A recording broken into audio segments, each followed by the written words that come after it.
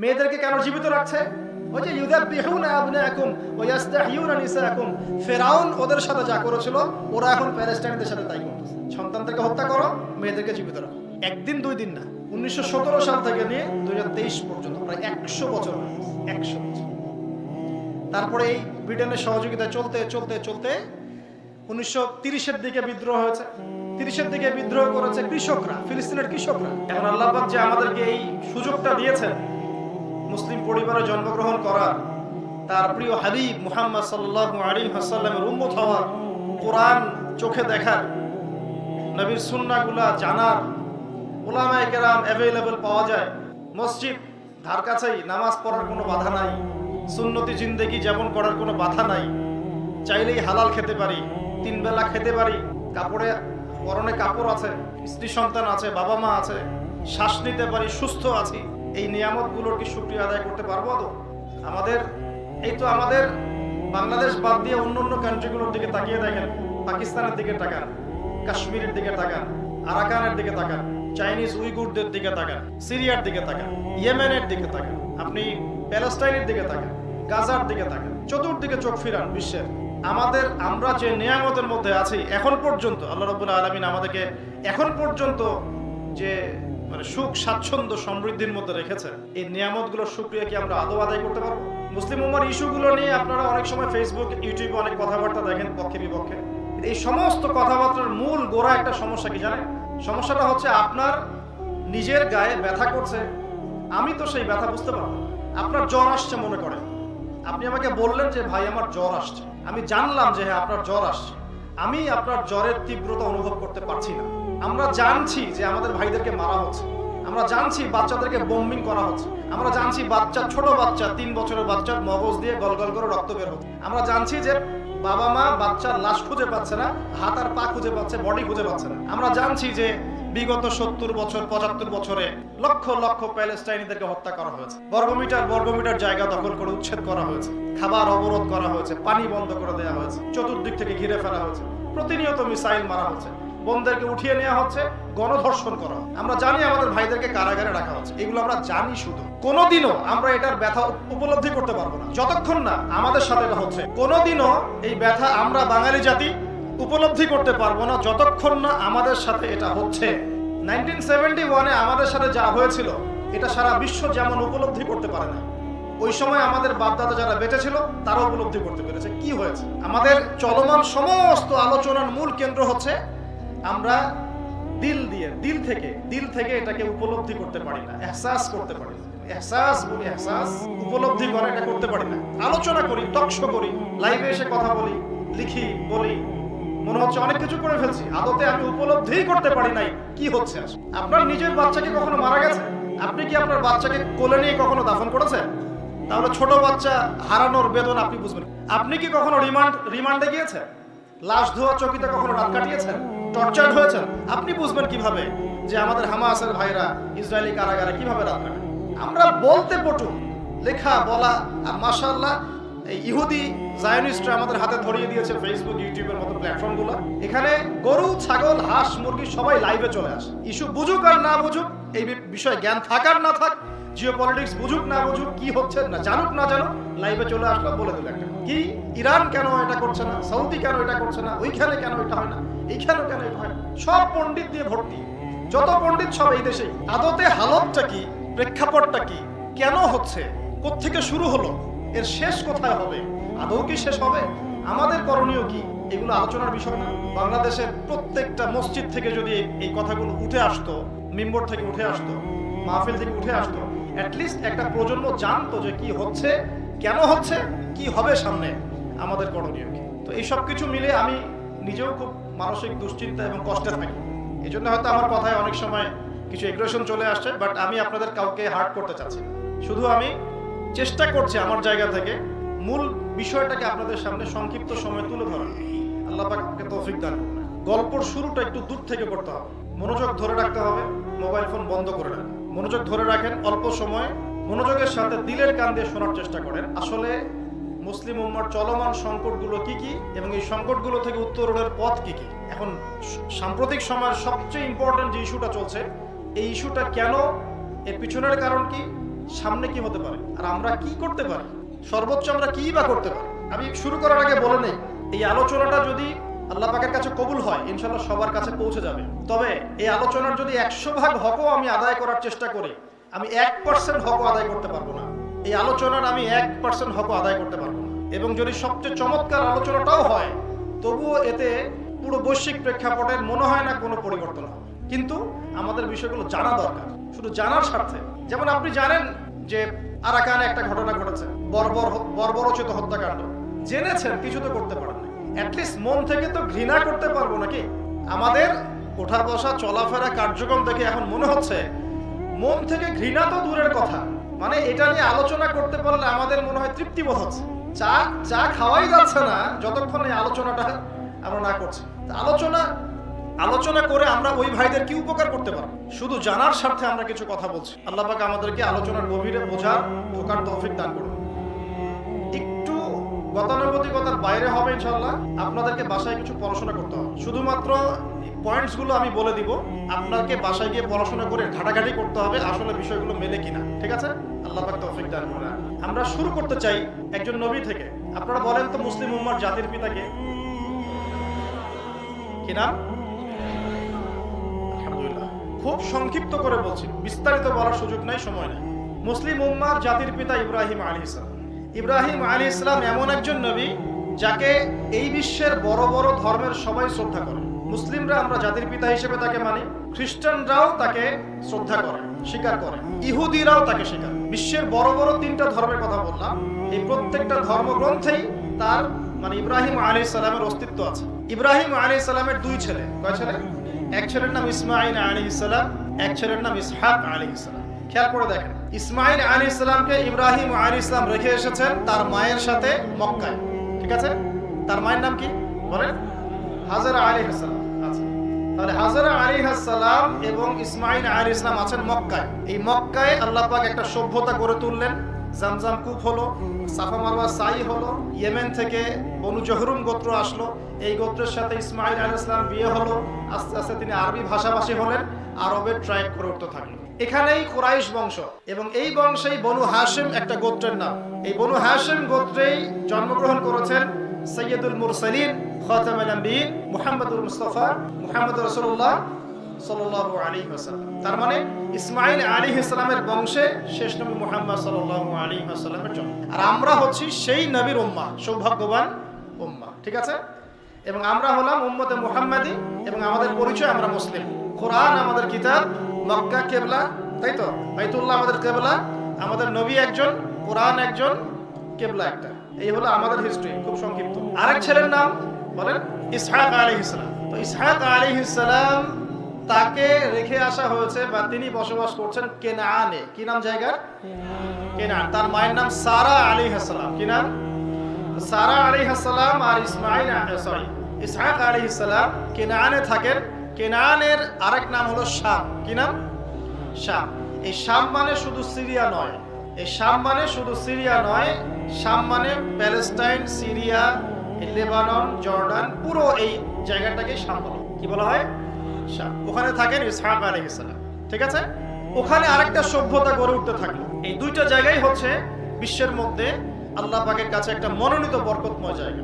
এমনকি আমাদের নবীর মেরাজ ইসরাও কিন্তু এখান থেকে হয়েছে। মক্কা থেকে গিয়ে ওই বাইতুল মাকদিস, সেখান থেকে একদম আল্লাহ পাকের আরশ পর্যন্ত। এই 2টা জায়গার কথা আমরা কোরআনে পাই, হাদিসে পাই, যেটা সম্মানিত এবং বরকতময়। ঠিক আছে কথা? এখন ওই জায়গায় যে সভ্যতা গড়ে উঠতে থাকলো সেটা চলতে থাকলো ইসহাক আলাইহিস সালামের হাত ধরে। তার সন্তানের নাম হচ্ছে ইয়াকুব। কি নাম? ইয়াকুব আলাইহিস সালাম। এবং ইয়াকুব আলাইহিস সালামের অনেকগুলো সন্তান। আর ইয়াকুব আলাইহিস সালামের আরেক নাম হচ্ছে ইসরাইল। কি নাম? আপনারা বনু ইসরাইল শব্দ শুনেছেন? এই ইয়াকুব আলাইহিস সালামের আরেকটা নাম হলো ইসরাইল, এবং তার সন্তানদেরকে বলা হয় বনু ইসরাইল। পরিষ্কার? আচ্ছা, তার সন্তান অনেক। এই সন্তানদের মধ্যে এক সন্তানের নাম হচ্ছে ইউসুফ। নাম শুনেছেন? এই বনু ইসরাইলের মধ্যেই 1,24,000 নবী রাসূলের মধ্যে বেশিরভাগ নবী এসেছেন। হাদিসে যে এসেছে 1,24,000, অন্য একটা হাদিসে আসছে প্রায় 2,24,000। আল্লাহ সংখ্যাটা ভালো জানেন। যত নবী রাসূল পৃথিবীতে এসেছেন তার বেশিরভাগ এসেছেন এই গোত্র থেকে, মানে বনু ইসরাইল গোত্র থেকে, ইয়াকুব আলাইহিস সালামের বংশধর থেকে। এর মধ্যেই আছেন ইউসুফ আলাইহিস সালাম, ইউনুস আলাইহিস সালাম, দাউদ আলাইহিস সালাম, সুলাইমান আলাইহিস সালাম, নবী মূসা আলাইহিস সালাম, ঈসা ইবনে মারইয়াম। আর এইদিকে ইসমাঈল আলাইহিস সালামের বংশকে বলেন মুহাম্মদ রাসূলুল্লাহ। হিংসার কারণ এইটা, সর্বশেষ নবী কেন আমাদের গোত্রে না এসে ওই গোত্রে আসলো, কথা বুঝতে পারছেন? এই যে বনু ইসরাঈলের পুরো ট্রাইব, এর মধ্যে উল্লেখযোগ্য একজন নবীর নাম হচ্ছে দাউদ আলাইহিস সালাম। একটু ভালো করে বোঝেন জায়গাটা, কি নাম বললাম? দাউদ আলাইহিস সালাম তখন ছোট, বয়স হবে 13 থেকে 15 বছর। তখন আল্লাহ রাব্বুল আলামিন নবী মূসা আলাইহিস সালাম এর পরবর্তী একজন নবীর যুগ চলছে। নবী মূসা আলাইহিস সালামের যুগ তো আপনারা জানেন, ফেরাউনের সাথে কনফ্লিক্ট হলো, ফেরাউন দলবলে ডুবে মরলো, নবী মূসা আলাইহিস সালাম বিজয়ী হলেন। এটা তো আপনারা জানেন, ওই হিস্ট্রিতে আমি যাচ্ছি না, ওটা আলাদা হিস্ট্রি। এখন মূসা আলাইহিস সালামের সময় একটা আদেশ আল্লাহ করেছিলেন, তোমরা এই জেরুজালেম, যেটার কথা চলছে এখন, গাজা, জেরুজালেম, বাইতুল মুকাদ্দাস, এই জায়গায় তোমরা জিহাদ করো। এই হুকুমটা আল্লাহ পাক দিয়েছিলেন মূসা আলাইহিস সালামের কওমকে। কিন্তু মূসা আলাইহিস সালামের কওম এখানে যেতে চাচ্ছিল না। কেন যেতে চাচ্ছে না? কারণ ওই সময় ওই বাইতুল মুকাদ্দাস বা জেরুজালেমে বসবাস করত আমালেকা নামে একটা সম্প্রদায়। কি নাম? তারা খুব শক্তিশালী ছিল, অনেক শক্তিশালী, এত শক্তিশালী যে ওই সময় তাদের মতো শক্তিশালী কোনো কম ছিল না। ঠিক এখনকার রাশিয়া, ন্যাটো, এদের মতো আর কি, মনে করে কেউ লাগতেই চায় না ভয়ে। তো মূসা আলাইহিস সালামকে আল্লাহ পাক বলেছেন, তুমি তোমার কওমকে নিয়ে ওখানে জিহাদ করো, ওই জায়গাটা তাহলে তোমাদেরকে দিব।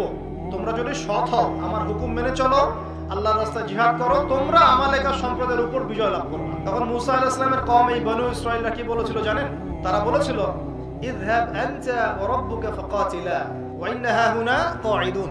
হে মূসা, তুমি আর তোমার রব গিয়ে যুদ্ধ করো, আমরা এখানে বসে থাকলাম। কথা বুঝতে পারেন? এটা কোন কওম যে কওমের সামনে ফেরাউন ডুবে মরার পরেও 40 দিনের ব্যবধানে তারা বাছুর পূজা শুরু করেছে। আল্লাহ পাকের একটার পর একটা নিদর্শন চোখ দিয়ে দেখেছে, কিন্তু ঈমান আনে নাই। মনে নেই আপনাদের? আল্লাহর নবী সাল্লাল্লাহু আলাইহি ওয়াসাল্লাম একদিন গনিমত বন্টন করছিলেন, এক লোক এসে বলেছিল, ইয়া মুহাম্মদ সাল্লাল্লাহু আলাইহি ওয়াসাল্লাম, ইদিল, তুমি ইনসাফ করো, ইনসাফ করছেন না আপনি।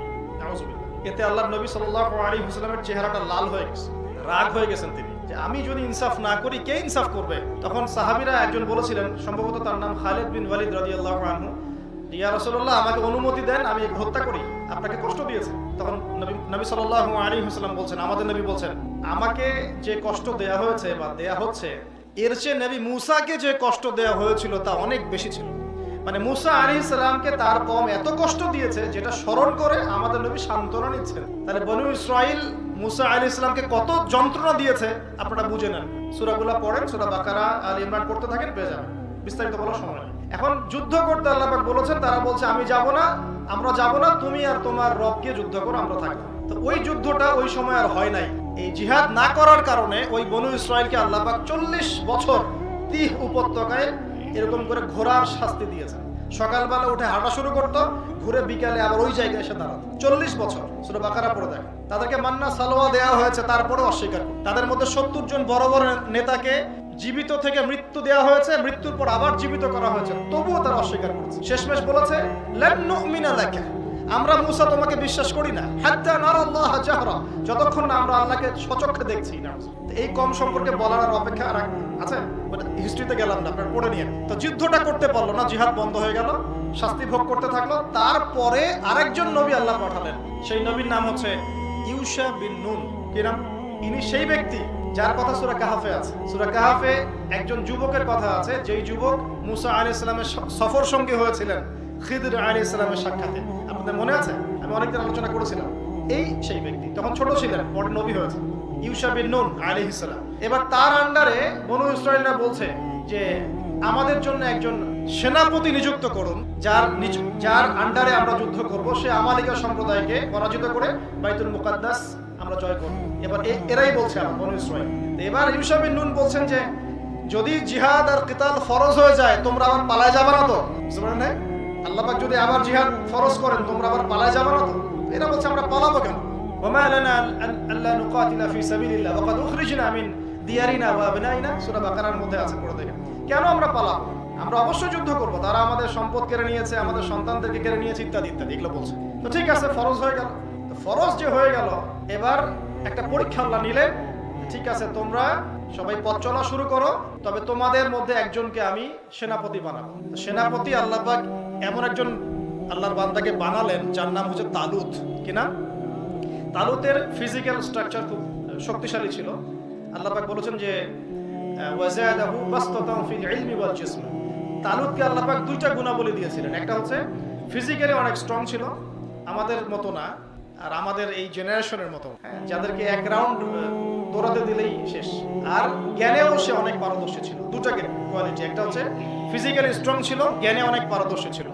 তো তালুতকে যখন সেনাপতি মনোনীত করা হলো, এই লোকগুলো তখন ইউশা বিন নুনকে গিয়ে বলল, তালুত কিভাবে সেনাপতি হতে পারে? তার তো টাকা পয়সাই নাই, তার তো মর্যাদা নাই। এই যে আমাদের সমাজে সেনাপতি বা আমির হওয়ার মানদণ্ড কি? ক্ষমতার টাকা পয়সা না?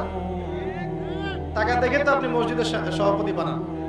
সুদ খাকার, ঘুষ খাকার, যাই খায় খাক, টাকা পাবো কিনা, মালদার। তো ওরাও একই কথা বলেছিল বনু ইসরাইল, ও তালুত কিভাবে সেনাপতি হতে পারে? তার তো বংশ উঁচু না, তার তো টাকা পয়সাও নাই, এবং তার তো মর্যাদাও নাই, স্ট্যাটাস নাই। তো আল্লাহ পাক তাকে মনোনীত করেছেন। আল্লাহ পাক বললেন, আমি তাকে দুটো গুণ দিয়েছি, শারীরিক শক্তি এবং জ্ঞান। এবার তালুত তার বাহিনী নিয়ে চলতে লাগলো। এই যে বাইতুল মুকাদ্দাস এখন যেটা দেখছেন এদিকে, আজকে কিন্তু হিস্ট্রি বলা আমার উদ্দেশ্য না, আমি খুব শর্ট করে গুছিয়ে নিয়ে এসে এখনকার প্রেক্ষাপটটা ডিল করবো ইনশাআল্লাহ। আপনাকে জানাচ্ছি যে ওই জায়গা নিয়ে এত কেন কলিউশন শতাব্দীর পর শতাব্দী চলছে, কেন, কারণটা কি? এবার তালুত তার বাহিনী নিয়ে যেতে যেতে একটা নদী, সামনে নদী, তালুত বলছে, আল্লাহ পাক এবার তোমাদেরকে পরীক্ষা করবেন। এই নদী পার হওয়ার সময় তোমরা পানি খেতে পারবে না, শুধুমাত্র এক চুমুক, হাতে এক অঞ্জলি পানি খেতে পারবে, এর বেশি না। ফামান শারিবা ফালাইসা মিন্নি, এখান থেকে যে ব্যক্তি পানি পান করবে সে আমার অন্তর্ভুক্ত হবে না, যে পানি পান করবে না সে আমার সাথে থাকবে। ইতিহাসে এসেছে, তাফসিরে এসেছে, মাত্র 313 জন পানি পান করে নাই। এই 313 শব্দটা কি আপনারা আগে, সংখ্যাটা আগে জানেন? কোথায় এই 313? বদরে। আবারও সামনে 313 জন একজন নেতার হাতে বায়াত নিবে অচিরেই ইনশাআল্লাহ। সেই 313 জন বায়াত নিবে এই হাজারে আসওয়াদ, মানে কাবা ঘরের হাজারে আসওয়াদ এবং মাকাম ইব্রাহিম এর মাঝখানে ইমামুল মাহদির হাতে ইনশাআল্লাহ। তখনও 313 জন। জানি না এই সংখ্যাটার সাথে আসলে আল্লাহ পাকের কি একটা সম্পর্ক তো একটা আছে, এই সংখ্যাটার সাথে নিশ্চয়ই কোনো না কোনো গভীর কোনো একটা ব্যাপার আছে, হয়তো আমরা জানি না। তো এখন 313 জন পানি পান করেনি, তারা যুদ্ধে চলে গেল। যুদ্ধে গিয়ে দেখছে বিশাল বাহিনী আমালেকা সম্প্রদায়ের। ঠিক এখন যেমন প্যালেস্টাইনের এই যে হামাসের কাছে মনে হচ্ছে আরে বাপ রে বাপ, বিশাল ইসরায়েলের বাহিনী, আমরা তো গুটি কয়েক মানুষ, ঠিক ওই জিনিসটাই রিপিট হচ্ছে। ইতিহাস সব সময় ঘুরতে থাকে। ওই সময় বনু ইসরায়েল যে জায়গায় ছিল, আজকে এই ইসরায়েল সে জায়গায় গেছে। আর ওই সময় যে তালুতের বাহিনীর যে অবস্থা ছিল, আজকে হামাস ওই জায়গায় আছে। অল্প কিছু মানুষ, ওদের বিশাল বাহিনী। এখন একই অবস্থা, তালুতের বাহিনী তো অল্প 313 জন, আমালেকার বিশাল সম্প্রদায়। এখন একজন বলছে যে আমরা কিভাবে এখন এদের সাথে পারবো, আমাদের পক্ষে তো সম্ভব না। কিন্তু যাদের মধ্যে ঈমান ছিল, আল্লাহর প্রতি বিশ্বাস ছিল, তারা বলছিল কাম মিন ফিআতিন কলিলা গালাবাত ফিআতান কাসীরাতান বিইذنিল্লাহ। তোমরা কি জানো না কত ছোট ছোট দল ছিল এই পৃথিবীতে, যারা বড় বড় দলের উপর বিজয় লাভ করেছিল আল্লাহর হুকুমে। সুবহানাল্লাহ। এটা কারা বলল? ওই 313। এই 313 জনের মধ্যে একজন হচ্ছে দাউদ আলাইহিস সালাম, যার কথা আপনাকে বলছিলাম। দাউদ তখন নবী হন নাই, ছোট 13-15 বছর বয়স। সামনে এগিয়ে গেলেন তিনি, দ্বন্দ্বযুদ্ধ হবে, সামনে এগিয়ে গেলেন। ঠিক আমাদের ওইরকম ভাইদের মতো, যাদের পা নাই, হাত নাই, একটা হাত বাকি আছে, হুইল চেয়ারে গিয়ে যুদ্ধ করছে। দেখেন না, তাও 13, 14, 15 বছর সামনে এগিয়ে গেলেন। ওই দিক থেকে আসলো একজন, তার নাম জালুত। কি নাম? জালুত। তালুত আর জালুত এবার গন্ডগোল করেন না। তালুত হচ্ছে মুসলিম বাহিনীর সেনাপতি, আর জালুত হচ্ছে ওই আমালেকা বাহিনীর সেনাপতি। বিশাল দেহি। বলা হয় জালুত একাই 20 জনের সাথে লড়াই করতে পারত। এবার দাউদ আলাইহিস সালাম আল্লাহর হুকুমে খালি একটা কাজ করলেন। তার কাছে একটা গুলতি ছিল, বাটুল ছিলেন আপনারা? বাটুল, তীর ধনুক না, কিন্তু একটা গুলতি। এই গুলতিটাকে তিনি নিক্ষেপে অনেক পারদর্শী ছিলেন। এবং জালুতের গায়ে বর্ম পরা ছিল, শুধুমাত্র চোখ দুটা খোলা ছিল। খেয়াল করে দেখবেন ওদের গেটআপ গুলো দেখবেন, আর মুসলিম বাহিনীর গেটআপ দেখবেন। ওরা দুনিয়ার সবকিছু পরে মাঠে আসে, আর মুসলিম বাহিনী খোলা হাতে মাঠে আসে। খেয়াল করে দেখেন নাই? বদর যুদ্ধে একই অবস্থা, ওরা বিশাল ঢাল তলোয়ার নিয়ে মাঠে আসছে, আর মুসলিম বেচারা দেখবেন ওই জুব্বা পরা, আলখাল্লা পরা, দুইটা মাত্র ঘোড়া, উট একটাও নাই। দুইটা মাত্র ঘোড়া একটা যুদ্ধের মাঠে, উট একটাও নাই। আর সেই ছুরি চাকু তরোয়াল যা ছিল এটা নিয়ে আসছে। আল্লাহ পাক আসমান থেকে ফেরেশতা পাঠাইছেন। এখন ওই জালুতের এই গেটআপ, কিন্তু দাউদ আলাইহিস সালাম এই গুলতিতে নিক্ষেপে এত পারদর্শী ছিলেন যে তার নিক্ষিপ্ত একটা গুলতি এই জালুতের এক চোখে গিয়ে লাগে, এতেই আল্লাহু আকবার, তার ইন্তেকাল, মারা গেছে, জাহান্নামে চলে গেছে। আর এটা দেখে অন্যরা যে ভয়ে কাঁপাকাঁপি শুরু করলো, বাস ওই বদর যুদ্ধের মতো অবস্থা। 3 জন বদর যুদ্ধের সামনে আসছে, ওই দিক থেকে 3 জন, এদিক থেকে 3 জন। আপনারা হিস্ট্রি তো জানেন, এই যে উতবা, রাবিয়া, আরেকজন শাইবা, এদিক থেকে আসছেন আলী ইবনে আবি তালেব, হামজা রাদিয়াল্লাহু আনহু, উবাইদুল্লাহ বিন হারিস। এই নামটা একটু চেক করে নেবেন, ভুল হতে পারে। তো যাই হোক, 3 জন সামনে। যখন এই কাফের 3 জনকে মেরে ফেলা হয়, এই আবু জেহেলের পুরো বাহিনী ভয়ে থরথর করে কাঁপতে থাকলো। এই যুদ্ধে একই অবস্থা। এখন আমালেকা সম্প্রদায় ভয়ে থরথর করে কাঁপতে থাকলো। আল্লাহ পাকের হুকুমে এই 313 জন মিলেই বাইতুল মুকাদ্দাস বিজয় করলো। এই যে বাইতুল মুকাদ্দাসে ঢুকলো এবার কারা? বনু ইসরাইল। আমি বারবার বলছি, এরা কিন্তু বনু ইসরাইল, আমি ইহুদি শব্দটা এখনো ইউজ করি নাই। ইহুদি আর বনু ইসরাইল এক নয়। আর এখন যারা এটা দখল করে আছে, এরা বনু ইসরাইল নয়, এরা হচ্ছে ইউরোপিয়ান জিউস। ইউরোপিয়ান জিউস, সাদা চামড়ার ইউরোপিয়ান জিউস। আর বনু ইসরাইলের নাম কখন ইহুদি হলো? যখন বনু ইসরাইল মুহাম্মদ সাল্লাল্লাহু আলাইহি ওয়াসাল্লাম এবং ঈসা আলাইহিস সালামকে অস্বীকার করলো, তখন তাদের নাম আর বনু ইসরাইল থাকে নাই, ইহুদি হয়ে গেছে। ইন্নাল্লাযীনা হাদু বলা হয়েছে, ইন যাআমতুম আন্নাকুম আউলিয়াউ লিল্লাহি মিন দুনিন নাস। হাদু, ইহুদ, এই শব্দটা প্রয়োগ করা হয়েছে কখন? যখন তারা ঈসা আলাইহিস সালামকে অস্বীকার করেছে এবং নবী মুহাম্মদ সাল্লাল্লাহু আলাইহি ওয়াসাল্লামকে অস্বীকার করেছে। তার আগ পর্যন্ত তাদের নাম ছিল কি? বনু ইসরাইল। এই যে বনু ইসরাইল প্রথম এই ঢুকলো বাইতুল মুকাদ্দাস। শুধু ঢুকলো তা নয়, আস্তে আস্তে আস্তে আস্তে আস্তে আস্তে তারা এত শক্তিশালী হলো যে ওই জেরুজালেম থেকে তারা বিশ্ব নিয়ন্ত্রণ করা শুরু করলো। ওরা কি তখন মুসলিম ছিল না? তারা কি ভালো ছিল না খারাপ ছিল? তারা আল্লাহর রাস্তায় জিহাদ করে এই জায়গা দখল করেছে, করে সেখানে তাদের রাষ্ট্র গঠন করেছে এবং বিশ্ব নেতৃত্ব দেওয়া শুরু করেছে। কারা?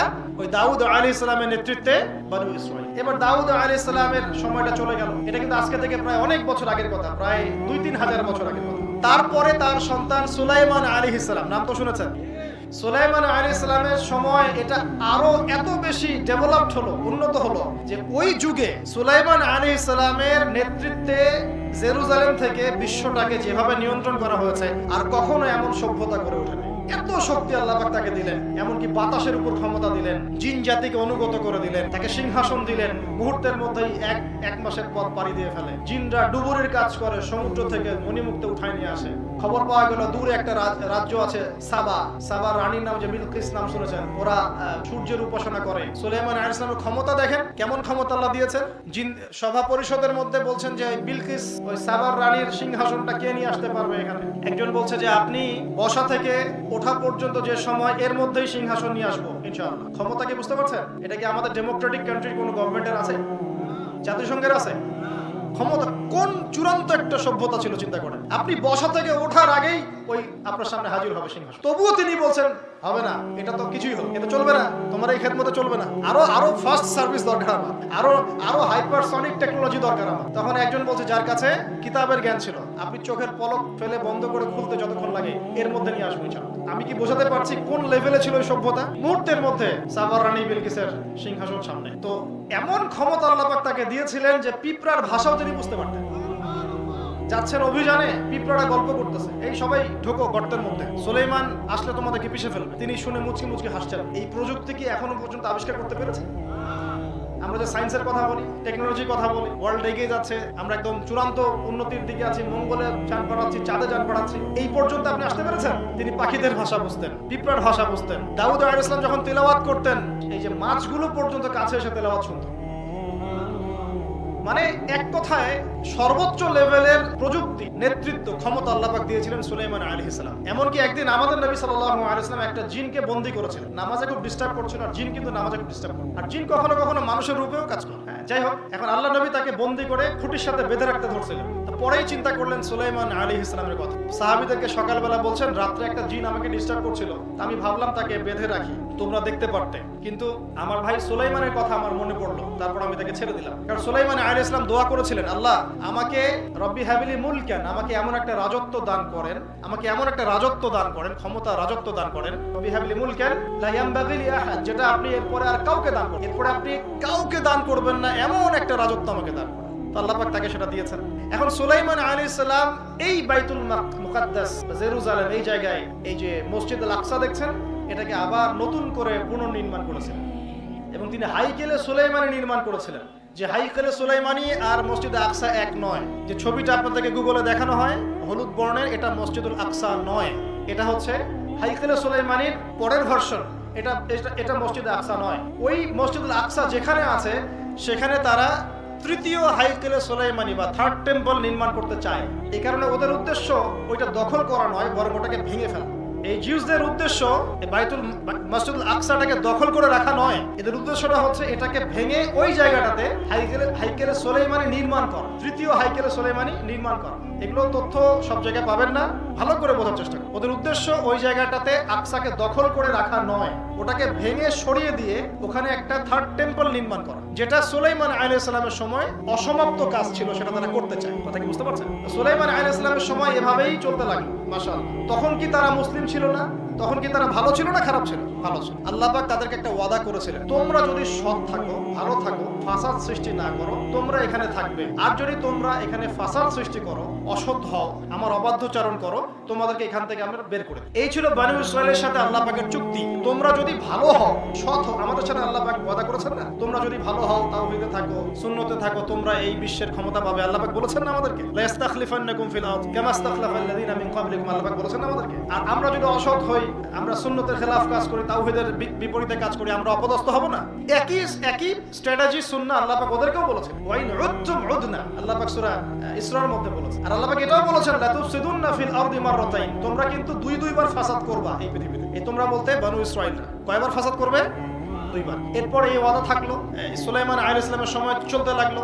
আস্তে আস্তে আস্তে আস্তে ওদের অধঃপতনের যুগ শুরু হতে লাগলো। ওরা সুদ খাওয়া শুরু করলো, শুকরের মাংস খাওয়া শুরু করলো। সুদে সবচেয়ে পারদর্শী কারা বলেন তো? ইহুদিরা। সারা বিশ্বকে সুদ খাওয়া শিখিয়েছে এরা। পুরো বিশ্বের অর্থনৈতিক সিস্টেমটা নিয়ন্ত্রণ করে এরা। সারা বিশ্বটাকে সুদ খাওয়া শিখিয়েছে এরা। পুরো বিশ্বের ওয়ার্ল্ড ব্যাংক বলেন, IMF বলেন, যা যা আছে সব ওদের দখলে। এবং এরা সারা বিশ্বের প্রত্যেকটা সেন্ট্রাল ব্যাংকে সুদ খাওয়ায়। এবং প্রত্যেকটা দেশের সেন্ট্রাল ব্যাংক যখন সুদ খায়, অন্যান্য তার আন্ডারে যে ব্যাংকিং সিস্টেম গুলো আছে এরাও সুদ খেতে থাকে। এমনকি মদিনায় যখন এরা ছিল, ওই যে বনু কুরাইজা, বনু কাইনুকা, বনু নাজির, ওরা তখন আওস ও খাজরাজের মধ্যে সুদের লেনদেন করত। ওদের কাজ ছিল আওস ও খাজরাজের মধ্যে যুদ্ধ বাঁধিয়ে দেওয়া, মাঝখান থেকে অস্ত্র বিক্রি করা এবং সুদ খাওয়া।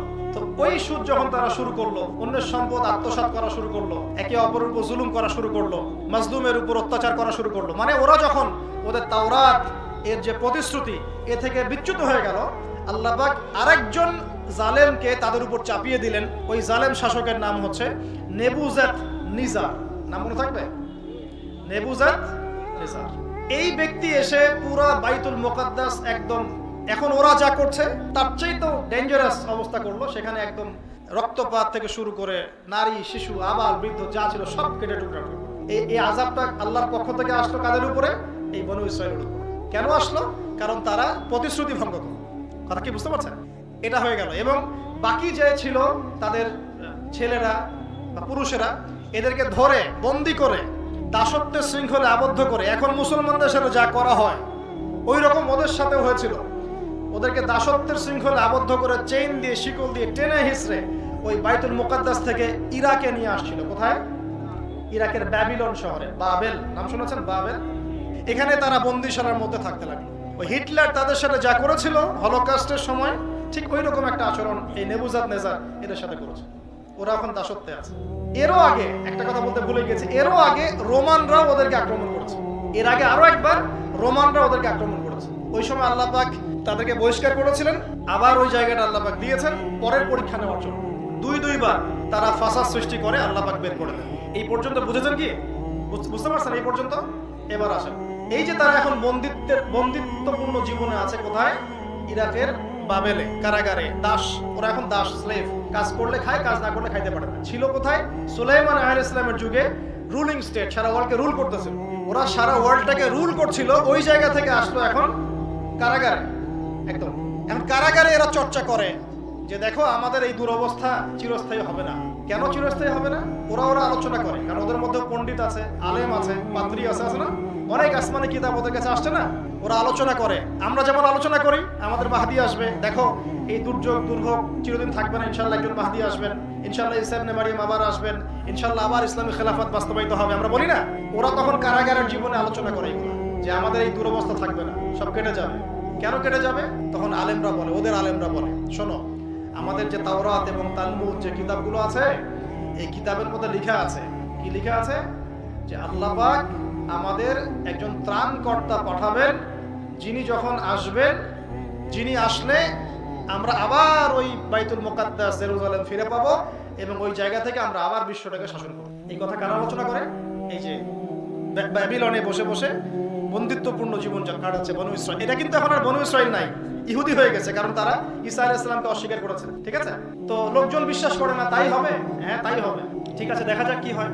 তো এরা এখন বন্দিত্ব থেকে কোনো একভাবে মুক্তি পেল। মুক্তি পাওয়ার পরে এরা একটা জায়গায় থাকতে পারলো না, বিশ্বের বিভিন্ন জায়গায় ছড়িয়ে পড়ল এবং এদের একটা বড় গোষ্ঠী মদিনায় গিয়ে আশ্রয় নিল। কোথায় ভাই?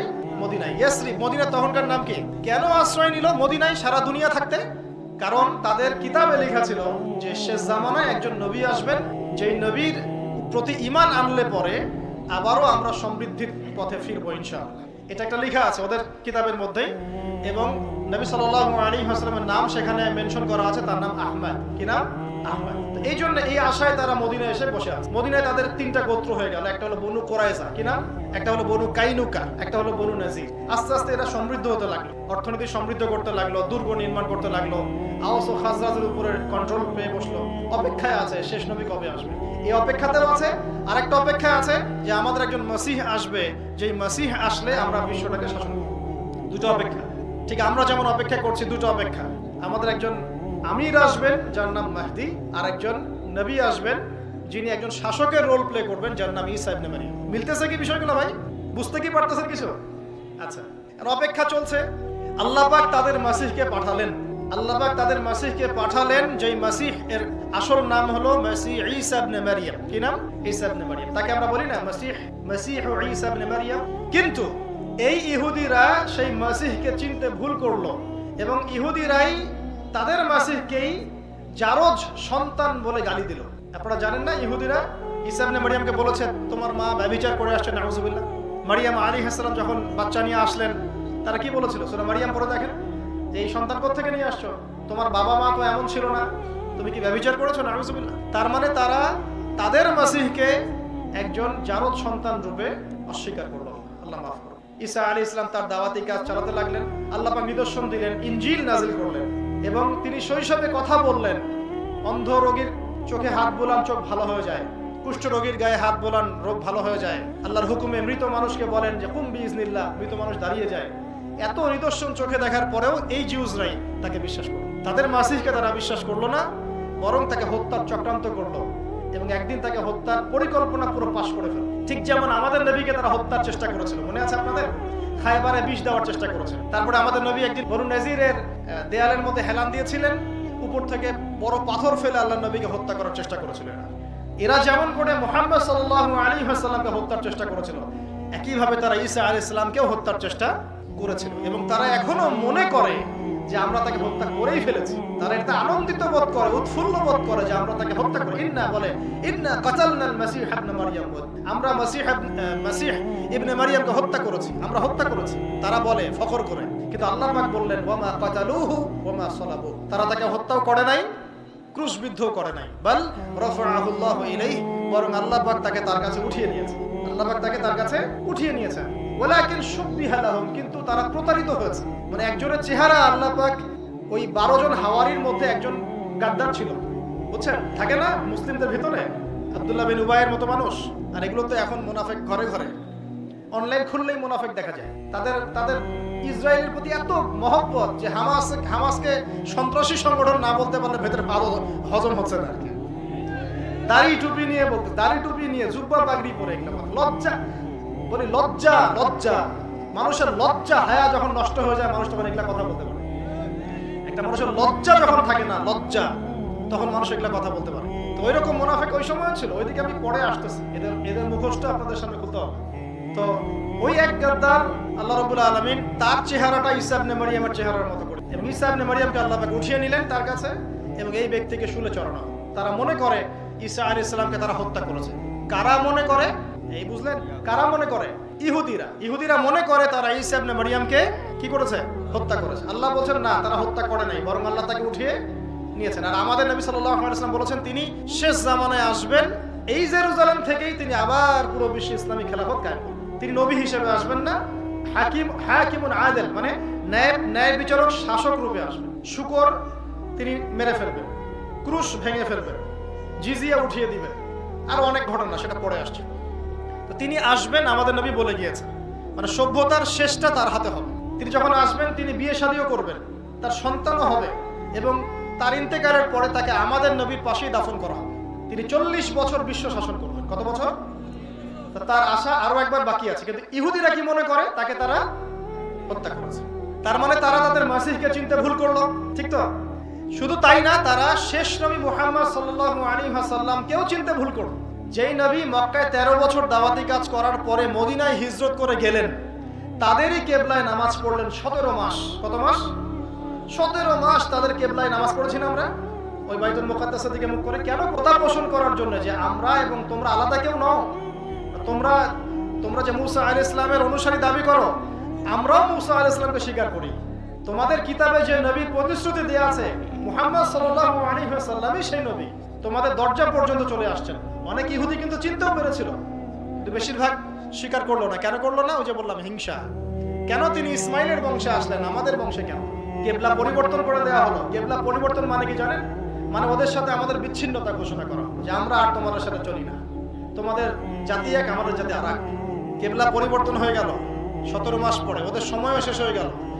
ওদেরকে আল্লাহ পাক সময় দিয়েছিলেন 17 মাস, যে তোমরা নবী সাল্লাল্লাহু আলাইহি ওয়াসাল্লামকে স্বীকার করে তার কাছে বায়াত নাও, মুসলিম হও, তখন তোমরা দ্বিগুণ নেকি পাইতা। তারা সেটা করলো না, বরং ইসলামের বিরুদ্ধে এমন কোন ষড়যন্ত্র নাই যা তারা করলো না। একে একে বনু কাইনুকার সাথে যুদ্ধ হলো, আল্লাহর নবী জয়লাভ করলেন। ভালো করে শুনেন, যারা আরব মধ্যপ্রাচ্যে আরব কান্ট্রি যারা আছে, তাদের কাছে লেকচার যদি পৌঁছায়, ইংরেজিতে দিতে হবে লেকচারগুলো, ইনশাআল্লাহ। এই অংশগুলো ইনশাআল্লাহ পরে চেষ্টা করব। নবী সাল্লাল্লাহু আলাইহি ওয়াসাল্লামের কেমন অনুসারী আমরা চিন্তা করেন। নবী সাল্লাল্লাহু আলাইহি ওয়াসাল্লাম মদিনায় ছিলেন মোটামুটি 10 বছর। এই 10 বছরে প্রথম ইহুদি গোত্র বনু কাইনুকা, তাদের সাথে আল্লাহর নবী সশস্ত্র যুদ্ধ করেছেন, করে তাদেরকে এই মদিনা থেকে বের করে দিয়েছেন। আমাদের নবীর সুন্নাহ এটা। আমরা কত উত্তম অনুসারী চিন্তা করেন। দ্বিতীয় একটা গোত্র ছিল বনু নাজির, তারা আল্লাহর নবীকে হত্যার চেষ্টা করেছিল, আল্লাহর নবী তাদেরকেও বের করে দিয়েছেন, সূরা হাশরের দলিল আছে। তৃতীয় একটা গোত্র ছিল বনু কুরাইজা, খন্দকের যুদ্ধে আমাদের সাথে প্রতারণা করেছিল, আল্লাহর নবী তাদেরকেও বের করে দিয়েছেন। একজনকে বাকি রাখেন নাই, একজনকেও। আর বাকি যেগুলো ছিল তারা খায়বারে গিয়ে আশ্রয় নিয়েছিল। হুদাইবিয়া সন্ধির পরে আলী রাদিয়াল্লাহু আনহু হাতে এই খায়বার বিজয় লাভ করেছে। এত কিছু করার পরেও নবী সাল্লাল্লাহু আলাইহি ওয়াসাল্লাম ইন্তেকালের মাত্র কয়েকদিন আগে বলছেন যে আমার ইন্তেকালের পরে অবশিষ্ট যদি কোনো ইহুদি থেকে থাকে এই আরবের মধ্যে, সবগুলোকে ঘাট ধাক্কা দিয়ে বের করে দেবে। কে বলেছেন? আরবের নেতাদেরকে এগুলো বুঝাবে। কে বুঝাবে? কে জানাবে? কে শেখাবে? আর তাদের কিছু লেসপেন্সার বাংলার মাটিতে আছে, এই কথা বললেই বলবে খারেজি হয়ে গেছে। কি হয়ে গেছে? খারেজি হয়ে গেছে। সুবহানাল্লাহ। ওয়াল্লাহি আমরা খারেজি হই নাই, বাট তাল্লাহি আপনারা মুনাফিক হয়ে গেছে। ওয়াল্লাহি আমরা খারেজি হইনি, বাট তাল্লাহি আপনারা মুনাফিক হয়ে গেছে। এই বক্তব্যগুলো নিয়ে আর এই ঈমান আকীদা নিয়ে কবরে যায় না। আল্লাহর ওয়াস্তে দোহাই লাগে।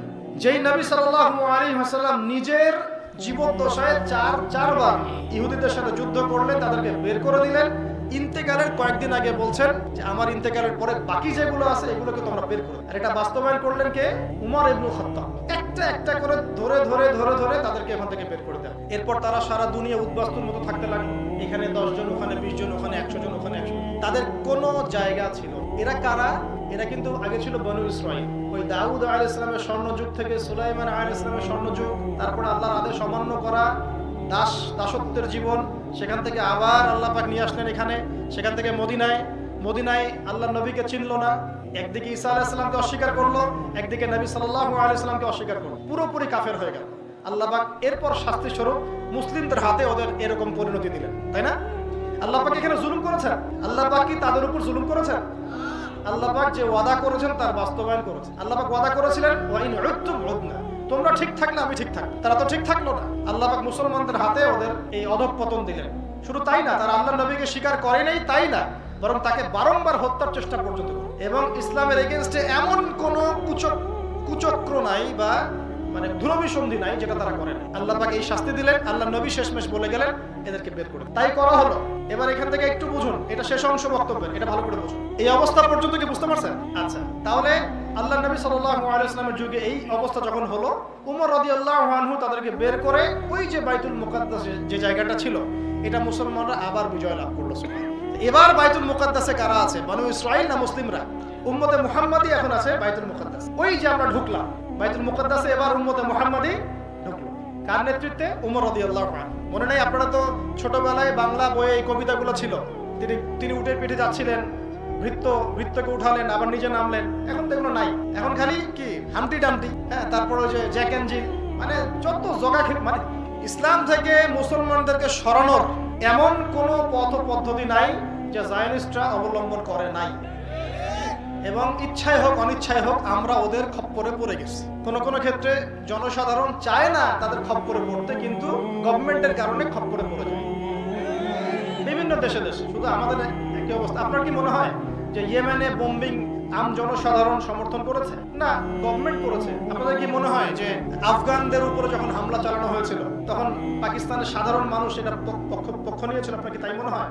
তারা বিপক্ষে ছিল, কিন্তু গভর্নমেন্টের কারণে হয়নি। তো এখানে দুটো বিষয় থাকে, একটা হচ্ছে ইউনাইটেড নেশনস এর আন্ডারে গভর্নমেন্টের একটা সিস্টেম থাকে, আর সাধারণ জনগণের আকীদা, বিশ্বাস, চিন্তা চেতনা একরকম। আমরা অনেক সময় সাধারণ মানুষের চিন্তার মূল্য দেই না, তাদের আবেগ, অনুভূতি, ইমোশন, তারা কি চায়, তাদের মত প্রকাশের স্বাধীনতা, এগুলো আমরা কেয়ার করি না। আমরা ওরা যা বলে তাই, শিক্ষা সিস্টেম থেকে শুরু করে এভরিথিং ওরা ভ্যাটো দেওয়া শুরু করতেছে, আমরাও সেটা মেনে নিচ্ছি। তবে এই সমস্যাগুলো কেটে যাবে এখন। বুঝুন কিভাবে কাটবে। তার আগে আপনাকে দেখাচ্ছিলাম যে আমরা প্রথম কখন ঢুকলাম তাহলে জেরুজালেমে ভাই? উমর রাদিয়াল্লাহু আনহুর। এখন ওই সময় কি আমরা রক্তপাত করে ঢুকেছিলাম? একজনকেও হত্যা করা হয়নি, একজনকেও, বরং তারা সেখানেই ছিল, মানে ওই খ্রিস্টান যারা, তারা সেখানেই ছিল, তারা জিজিয়া দিত, আমাদের আন্ডারে তারা থাকে। আর যারা স্বেচ্ছায় ইসলাম কবুল করতে চেয়েছে তারা করেছে, আলহামদুলিল্লাহ। কারো প্রতি এক জাররা পরিমাণ আর জুলুম করতে। এখন এই হলো জেরুজালেমের উমর রাদিয়াল্লাহু আনহুর সময়কার পরিণতি। এটা চলতে থাকে। উমর রাদিয়াল্লাহু আনহুর যুগ শেষ, উসমান রাদিয়াল্লাহু আনহুর যুগ শেষ, আলী রাদিয়াল্লাহু আনহুর যুগ শেষ। এরপরে খোলাফায়ে রাশেদার প্রায় 30 বছর চলে গেল। তারপরে আসলো উমাইয়ারা। উমাইয়া মানে মুয়াবিয়া রাদিয়াল্লাহু আনহুর থেকে শুরু হয়েছে। উমাইয়াদের সময় প্রায় 97 বছর, প্রায় 97 বছর উমাইয়ারা এই বিশ্ব শাসন করলো। শুধু কি আরব শাসন করলো? না, একদম ওই পর্তুগাল থেকে নিয়ে চায়না পর্যন্ত, একদম ওই যে স্পেন, পর্তুগাল দেখেন না ম্যাপে, ওই জায়গা থেকে নিয়ে চায়না পর্যন্ত, এদিকে আফ্রিকা থেকে নিয়ে ভারত, সব জায়গা মুসলমানদের দখলে চলে আসলো। জি, আমাদের কথাই বলছি। আমাদের বাপদাদারাই কাজ করেছেন, আমরাই সেই প্রজন্ম যাদের বাপদাদারা এই কাজ করেছে। পর্তুগাল থেকে নিয়ে চায়না পর্যন্ত, আফ্রিকা থেকে নিয়ে এই যে ভারত উপমহাদেশ পর্যন্ত, সিন্ধু পর্যন্ত সবই মুসলমানদের। জুলুম করা হয়নি কারোর উপরে, সবাই যার যার ধর্ম পালন করে, কারোর প্রতি কোনো রকম জুলুম ছিল। তারা জিজিয়া দিত, বরং একজন জিম্মি, একজন অমুসলিমকে যদি কেউ হত্যা করত, আমরা তার পক্ষ নিয়ে ওই কাতেলকে হত্যা করতাম। বিশ্ব ইনসাফ দেখেছিল, ন্যায় বিচার দেখে। ওই সময় জেরুজালেম কাদের ছিল তাহলে? ওই সময় জেরুজালেম কাদের ছিল? আমাদের, মুসলিমদের। এই উমাইয়াদের সময় এটা আমাদের ছিল। তারপরে আসলে আব্বাসীয়রা, শর্ট করে বলতেছে, আপনারা পড়ে নিয়ে। এরপর আসলে আব্বাসীয়রা ক্ষমতায় ছিল প্রায় 500 বছর, এক্স্যাক্টলি সম্ভবত 533 কি 34 বছর হবে। এত দীর্ঘ সময় আব্বাসীয়রা বিশ্বকে শাসন করে। চিন্তা করতে পারেন, আমরা তো 5 বছরেই একদম হাঁপায় যাই, তাই না? 5 বছরে আমাদের মাথা খারাপ হয়ে যায়, কি হচ্ছে আর কি না হচ্ছে। 500 বছর, 550 বছরের মতো তারা বিশ্ব শাসন করে। আল্লাহ পাকের সুন্নত কি ছিল জানেন? যখন মুসলিম শাসকগণ ইমান, আমল, আখলাক এগুলোর উপর মানে অটল ছিল, ততক্ষণ পর্যন্ত তাদের অধঃপতন হয় না। যখনই ইমানে দুর্বলতা হয়েছে, আখলাক নষ্ট হয়ে গেছে, দুনিয়া নেশা পেয়ে বসছে, তখনই আল্লাহ পাক কাফের দ্বারা আমাদেরকে হারায় দিয়েছে। এটা আল্লাহ পাকের চিরায়ত সুন্নত। যে আল্লাহ পাক বনু ইসরাইলের মতো জাতিকে রুলিং স্টেট থেকে ব্যাবিলনে নিয়ে আসতে পারেন, আমাদেরকে পাপের শাস্তি আল্লাহ দিতে পারেন না? আমরা কি মনে করছি যে মুহাম্মদ সাল্লাল্লাহু আলাইহি ওয়াসাল্লাম উম্মত হইছি বলেই একদম আল্লাহ মাথায় নিয়ে আমাদেরকে করবেন? আমরা যদি ঠিকঠাক দায়িত্ব পালন না করি, আল্লাহ বলেছেন যে সূরা মুহাম্মাদে আছে, ইন তানসুরুল্লাহ ইয়ানসুরকুম, তোমরা আল্লাহকে সাহায্য করো তাহলে আল্লাহ তোমাদেরকে সাহায্য করবে। ওয়া ইউসাব্বিত আকদামাকুম, তোমাদের পা আল্লাহ পাক সুদৃঢ় রাখবেন। আর যদি না করো, ওয়া ইন তাতাওয়াল্লাহ, যদি তোমরা পৃষ্ঠপ্রদর্শন করো, ইস্তাবদিল কওমান গায়রাকুম, অন্য কওমকে তোমাদের জায়গায় নিয়ে আসবো আমি। আমার তো কোনো পরোয়া নাই। পরোয়া আছে? আব্বাসীয়দের সময় জেরুজালেম আমাদের ছিল। তারপরে আসলো কারা? ফাতেমিরা মিশর কেন্দ্রিক শাসন চালাতো, ঠিক আছে? তারপরে অনেক বড় জায়গা তাদের ছিল। এদিকে আন্দালুসিয়া, ওইদিকেও মুসলিমদের একটা খেলাফত ছিল। এই দুই সময়ও জেরুজালেম আমাদের। তারপরে আসলো তুর্কিরা, এই যে তুর্কি, টার্কিশ দেখেন না, স্টার্ট করেছিল ওই যে উসমান। আপনারা যে অনলাইন একটা দেখেন না, যে কুরুলুস আর্তুগ্রুল উসমান, এই যে আর্তুগ্রুল ছিল উসমানের বাবা, তার ছেলে উসমান, তার হাতে উসমানীয় খেলাফতের সূচনা হয়। আস্তে আস্তে ছড়াতে মোটামুটি তারা ওয়ার্ল্ডের অনেক জায়গা দখল করে ফেলে। এবং এটা তারা মাশাআল্লাহ শুরু করেছিল ন্যায় বিচার দিয়ে, ইনসাফ দিয়ে, আদালত দিয়ে, ইসলামী হুকুমত দিয়ে। পরে আবার যখন দুনিয়া পূজা শুরু হয়ে গেল, আস্তে আস্তে ওরা ধ্বংস। এবার বোঝেন, এই ওসমানীয়দের সর্বশেষ যে খলিফা, দ্বিতীয় আব্দুল হামিদ, নাম শুনেছেন? এই সময়ে বিশ্বে চলছে একটা বিপ্লব, তার নাম ফরাসি বিপ্লব। কি নাম? ফরাসি বিপ্লব। আপনারা আব্দুল হামিদের সময় নয়, আব্দুল হামিদের আগের জেনারেশনে ফরাসি বিপ্লব হয়েছে 1800 সাল থেকে 1900 সালের মধ্যে। পরে ফরাসি বিপ্লব যখন উন্নতি অগ্রগতির চূড়ান্ত শিখরে চলে গেল, ওদের ভাষায় বলছি, ওদের ভাষায়, কারণ তারা উন্নতি বলতে মনে করে এই ইন্ডাস্ট্রি, মিলস অ্যান্ড ফ্যাক্টরিজ, ঠিক আছে? কিন্তু ধর্ম থেকে তারা এই বিষয়টাকে আলাদা করে ফেলে। গডলেস একটা ওয়ার্ড, ধর্ম না, ধর্মের দরকার নাই, আমরা নিজেরা যা বুঝি তাই। সায়েন্স, ওটার নাম দিচ্ছে সায়েন্স, সায়েন্স অ্যান্ড টেকনোলজি, ধর্মের দরকার নাই, আমরা এটা দিয়ে চলব। আগে কিন্তু খ্রিস্টান ধর্ম ধর্মের সাথে সম্পৃক্ত ছিল। এটাও বলে দেই, ওদের মধ্যে 3টা গ্রুপ আছে। একটা হচ্ছে প্রটেস্ট্যান্ট ভার্সন অফ খ্রিস্টানিজম, একটা হলো অর্থোডক্স খ্রিস্টান, একটা হচ্ছে ক্যাথলিক খ্রিস্টান, ঠিক আছে? এর মধ্যে প্রটেস্ট্যান্ট যারা, এরা ধর্মকে খুব একটা গুরুত্ব দেয়, ঠিক আছে? অর্থোডক্স খ্রিস্টানরা ধর্মকে কিছুটা গুরুত্ব দেয়, ক্যাথলিকদের বেশ ঠিক নাই। আর এদের মধ্যে প্রটেস্ট্যান্ট যারা, এরা 3 খোদায় বিশ্বাস করে। কথা বুঝতে পারছেন কি? ওরা ধর্ম থেকে এভাবে সরে আসে। মনে থাকবে এত কথা? আচ্ছা, মনে রাখার চেষ্টা করো। মূল জায়গাটা আসছি, একদম মূল জায়গায় চলে আসছি। শুনুন, ওরা এই বিপ্লব দিয়ে বিশ্বকে দেখালো যে ধর্মের সাথে আমাদের কোনো সম্পর্ক নাই, শুধু উন্নতি অগ্রগতি প্রগতি হবে, মিলস, ইন্ডাস্ট্রিজ, ফ্যাক্টরিজ, এগুলা। এবং ওদের পশ্চিমায় সভ্যতা আবার উত্থান শুরু হলো, যে প্রায় 1200 বছর মুসলমানদের আন্ডারে ছিল, ওখান থেকে বের হয়ে এখন আবার তারা ওদের ভাষায় উন্নতি করা শুরু করে। আর মুসলমানদের দাপট ওখানে কমে গেল কেন? এটা তো একটা ভালো প্রশ্ন, নাকি? দাপট কমে গেল এই কারণে, দুনিয়া পূজা। 1 নম্বর কি? দুনিয়া পূজা। এই যে এখন যেমন দুনিয়া পূজা, খাইতে পারলেই হইলো, কি খাবো, চিন্তা আমাদের একটা, কি খাবো, দুনিয়া পূজা। তারপরে ঢুকলো বিভক্তি। কত যে বিভক্তি মাঝখানা হয়েছে মুসলমানদের, এইটা বলতে গেলে সারা রাত চলে যায়। বিভক্তির শেষ নাই। এখন কি বিভক্তির কম আছে? তাহলে ওই সময়কার পরিস্থিতি এখনকার পরিস্থিতির মধ্যে কি খুব একটা পার্থক্য দেখতে পাচ্ছেন আপনি? ওই সময়কার মুসলিমদের অধঃপতন হয়েছে এই যে দুনিয়া পূজা, এখনো তাই। ওই সময় হয়েছে বিভক্তির কারণে। এখন যে কোনো দলের নাম বলেন, তার মধ্যে 10টা দল বের করা যাবে, যে কোনো ফেলে। এমনকি যারা বাংলাদেশে বলেছিল আমরা কোনো দলে নাই, আমরা হচ্ছে একদম চূড়ান্ত সহি, ওর মধ্যে দেখবেন 10টা দল হয়ে গেছে। দলাদলি ঘাট কমতি আছে আমাদের। একটা ছিল অভ্যন্তরীণ মুনাফিকদের তৎপরতা। মুনাফিকরা অভ্যন্তরীণ ভাবে দুনিয়ার স্বার্থে ক্ষমতার জন্য অনেক কিছু করেছিল, এতে করে গাদ্দারি হয়েছে। আপনারা তো পলাশির যুদ্ধের ঘটনা জানেন না? এটা নতুন গাদ্দারি নয়, এমন গাদ্দারি বহু হয়েছে বাংলাদেশ ইতিহাসে, মুসলিমদের ইতিহাসে। তো অভ্যন্তরীণ দ্বন্দ্ব, মুনাফিকদের তৎপরতা, অভ্যন্তরীণ গাদ্দারি, দুনিয়া পূজা, বিভক্তি ইত্যাদি কারণে। আর সবচেয়ে বড় কথা, ইমানের সেই জোশ কমে যাওয়া, আমলের শিথিলতা, তাসকিয়া কমে যাওয়া এবং জিহাদ ছেড়ে দেওয়া। কি ছেড়ে দেওয়া? জিহাদ ছেড়ে দেওয়া। এটা অন্যতম কারণ। মানে পেয়ে গেছে ল্যান্ড, আমার আর কিছু দরকার নাই। মানে আপনি একটা দেশ পেয়েছেন মনে করেন, এই দেশের প্রতিরক্ষার দরকার নাই, প্রতিরক্ষা বাহিনীর দরকার নাই, তাদেরকে ট্রেনিং দেওয়ার দরকার নাই, অস্ত্রশস্ত্র মজুত করার দরকার নাই। যদি আমি এগুলো না করি, কাল তো এই দেশ অন্য কেউ নিয়ে চলে যাবে। এটাই ইসলামের জিহাদ, ইসলামী রাষ্ট্রের স্থিতিশীলতা রক্ষা করার প্রচেষ্টা। এটা যখন মুসলমানরা একসময় ছেড়ে দেওয়া শুরু করলো, ব্যাস তখন কাফেররা হামলা করা শুরু করলো। একটা দুইটা না, দফায় দফায় ক্রুসেড যুদ্ধ হয়েছে, দফায় দফায় দফায় প্রতি শতাব্দীতে ক্রুসেড, খালি ক্রুসেড।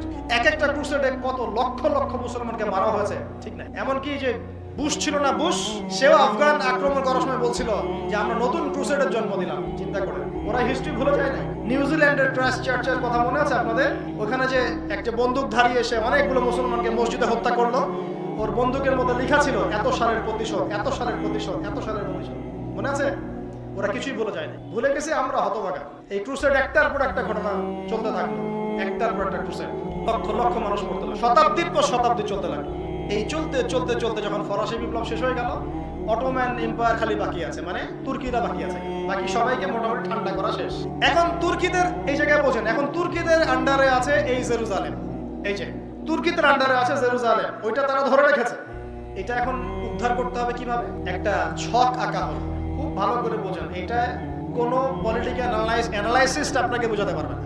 আমরা ইউনিভার্সিটিতে 6 বছর পড়েছি ওয়ার্ল্ড অ্যাফেয়ার্স, 6 বছর। কোনো টিচার আমাদেরকে কোরআন দিয়ে এভাবে ব্যাখ্যা করতে পারে না। তারা বুঝিয়েছে এটার সাথে এটা হয়েছে, এটার সাথে এটা হয়েছে। বিসিএস আপনাদেরকে পড়ায় না এটা? অক্ষ শক্তি, মিত্র শক্তি, এই শক্তি, সেই শক্তি, এগুলো পড়ায়। কিন্তু এর ভিতরের ঘটনাটা কি আসলে, কেন হচ্ছে, এগুলো তারা বুঝতে পারে না। কোরআন এগুলো বুঝতে পারে, কোরআন ব্যাখ্যা করতে পারে, হাদিস ব্যাখ্যা করতে পারে। আমরা চলে আসছি এখন 1900 সালে, শুধু তুর্কিরা আছে। জেরুজালেম কাদের হাতে? তুর্কিদের হাতে, অটোম্যানদের হাতে। আর সারা ওয়ার্ল্ডের নিয়ন্ত্রণ নিয়ে নিচ্ছে আস্তে আস্তে পশ্চিমারা। আর পশ্চিমাদের লিড দিচ্ছে কে? পশ্চিমাদের নেতা হচ্ছে তখন ব্রিটেন। নাম শুনেছেন? ব্রিটেন কারা? যারা 200 বছর আমাদেরকে পিটিয়েছিল, তাই না? যাদের একটা সুন্নত তারা নিয়ে যায় নাই ব্রিটেনে, সব রেখে গেছে বাংলাদেশ। ওরা চলে গেছে, যে কোনো জায়গা দখল করেছে, ওই জায়গা আবার ছেড়ে দিয়ে চলেও গেছে। ঠিক আছে, কলোনাইজড করতো সারা ওয়ার্ল্ডকে, ওই জায়গা ছেড়ে দিয়ে চলেও যেত। বাংলাদেশ ছেড়ে চলে গেছে, ভারত ছেড়ে চলে গেছে, সিন্ধু পাকিস্তান সব ছেড়ে চলে গেছে, কিন্তু ওদের কোনো সুন্নত নিয়ে যায় না, সব রেখে গেছে। এমনকি বাথরুমের কমোডের সুন্নত পর্যন্ত দিয়ে গেছে। সব বসে বসে এখন হাই কমোডে পায়খানা করো, সবাই টাই পরো, শার্ট পরো, প্যান্ট পরো, মেসওয়াক ছাড়ো, পেস্ট ইউজ করো, কোটটাই পরো। ব্যাংকিং সিস্টেম রেখে গেছে, এমনকি অফিস আদালত যা চলছে সব ব্রিটিশ লয়ে চলছে, সব ব্রিটিশ লয়, সব কিছু। এমনকি একজন জজের পোশাক পর্যন্ত ওখানে গিয়ে বলো ইওর অনার, মাই ম্যাজিস্ট্রি, সব কিছু ওদের। তাহলে আসলে কি আমরা স্বাধীনতা অর্জন করতে পেরেছি ব্রিটিশদের থেকে? ওই ব্রিটেন নেতৃত্ব দিল সারা বিশ্বটাকে এইভাবে। এবার ব্রিটেনের উদ্দেশ্যটা কিন্তু সারা বিশ্বকে নেতৃত্ব দিয়ে হাত পা গুটিয়ে বসে থাকা না। ব্রিটেনের একটা গভীর উদ্দেশ্য ছিল। কি উদ্দেশ্য? এই ব্রিটেনের সাথে জোট গঠন করেছিল একটা দল। এই দলটার নাম হচ্ছে জায়নিস্ট। কি না?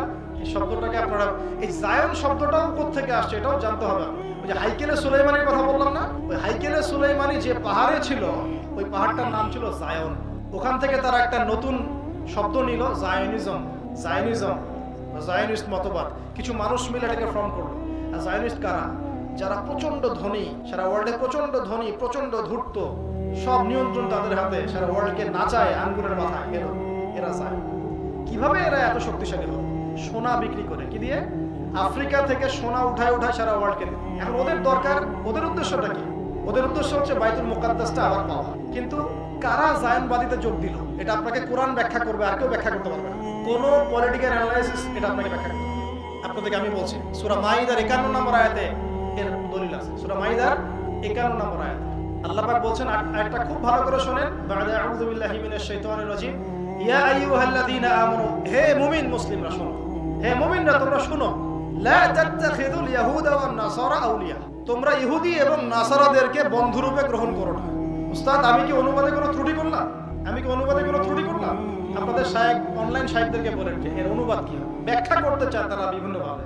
আপনারা কোরআনকে ঘুরাই ফিরে ব্যাখ্যা করতে যায় না। লা তাস্তাতি, আপনি এটা করতে পারবেন না। লা তাত্তাখিযুল ইয়াহুদা ওয়ান নাসারা আউলিয়া, তোমরা ইহুদি এবং নাসারাদেরকে বন্ধুরূপে গ্রহণ করো না। সিম্পল। কে বলেন এই কথা? তো এই আয়াতের উপর আল্লাহর নবী আমল করেন নাই, সাহাবীরা আমল করেন নাই। এখন নবী এবং সাহাবীদের যুগে আপনি দেখান যে আল্লাহর নবী ইহুদিদের সাথে মিত্রতা করেছে। নবী এবং সাহাবীদের যুগে দেখান যে আল্লাহর নবী খ্রিস্টানদের সাথে বন্ধুত্ব করেছে। নবী এবং সাহাবীদের যুগে তাদের সাথে দফায় দফায় যুদ্ধ হয়েছে। কেউ কি তাদের সাথে আঘাত করার চেষ্টা করেছিল? এখন আরবের মোরলদেরকে এই আয়াত কে বুঝাবে? এখন কোন ইহুদি কোন খ্রিস্টানদের সাথে বন্ধুত্ব করো? সবাইকে কি আল্লাহ পাক আমভাবে বলছেন? উত্তরটা না, সবাইকে আমভাবে বলছেন না। কারণ ইহুদি এবং খ্রিস্টানদের মধ্যেও অনেক ভালো মানুষ আছে। খোদ ইসরায়েলের মতো রাষ্ট্রেও ইসরায়েল বিরোধী বিক্ষোভ হয় কিনা? আছে, কিছু ভালো মানুষ আছে। তাহলে কোন ইহুদি কোন খ্রিস্টানকে আল্লাহ পাক বন্ধুরূপে গ্রহণ করতে নিষেধ করলেন? এই আয়াতের পরের অংশে আল্লাহ বলছেন, বা'দুহুম আউলিয়া বা'দ, এরা একে অপরের বন্ধু, এরা একে অপরের বন্ধু। এখন ইহুদি খ্রিস্টানদের মধ্যে সবাই কি একে অপরের বন্ধু? উত্তর না। ইহুদি জাতি এবং খ্রিস্টান জাতির মধ্যে সবাই একে অপরের বন্ধু না।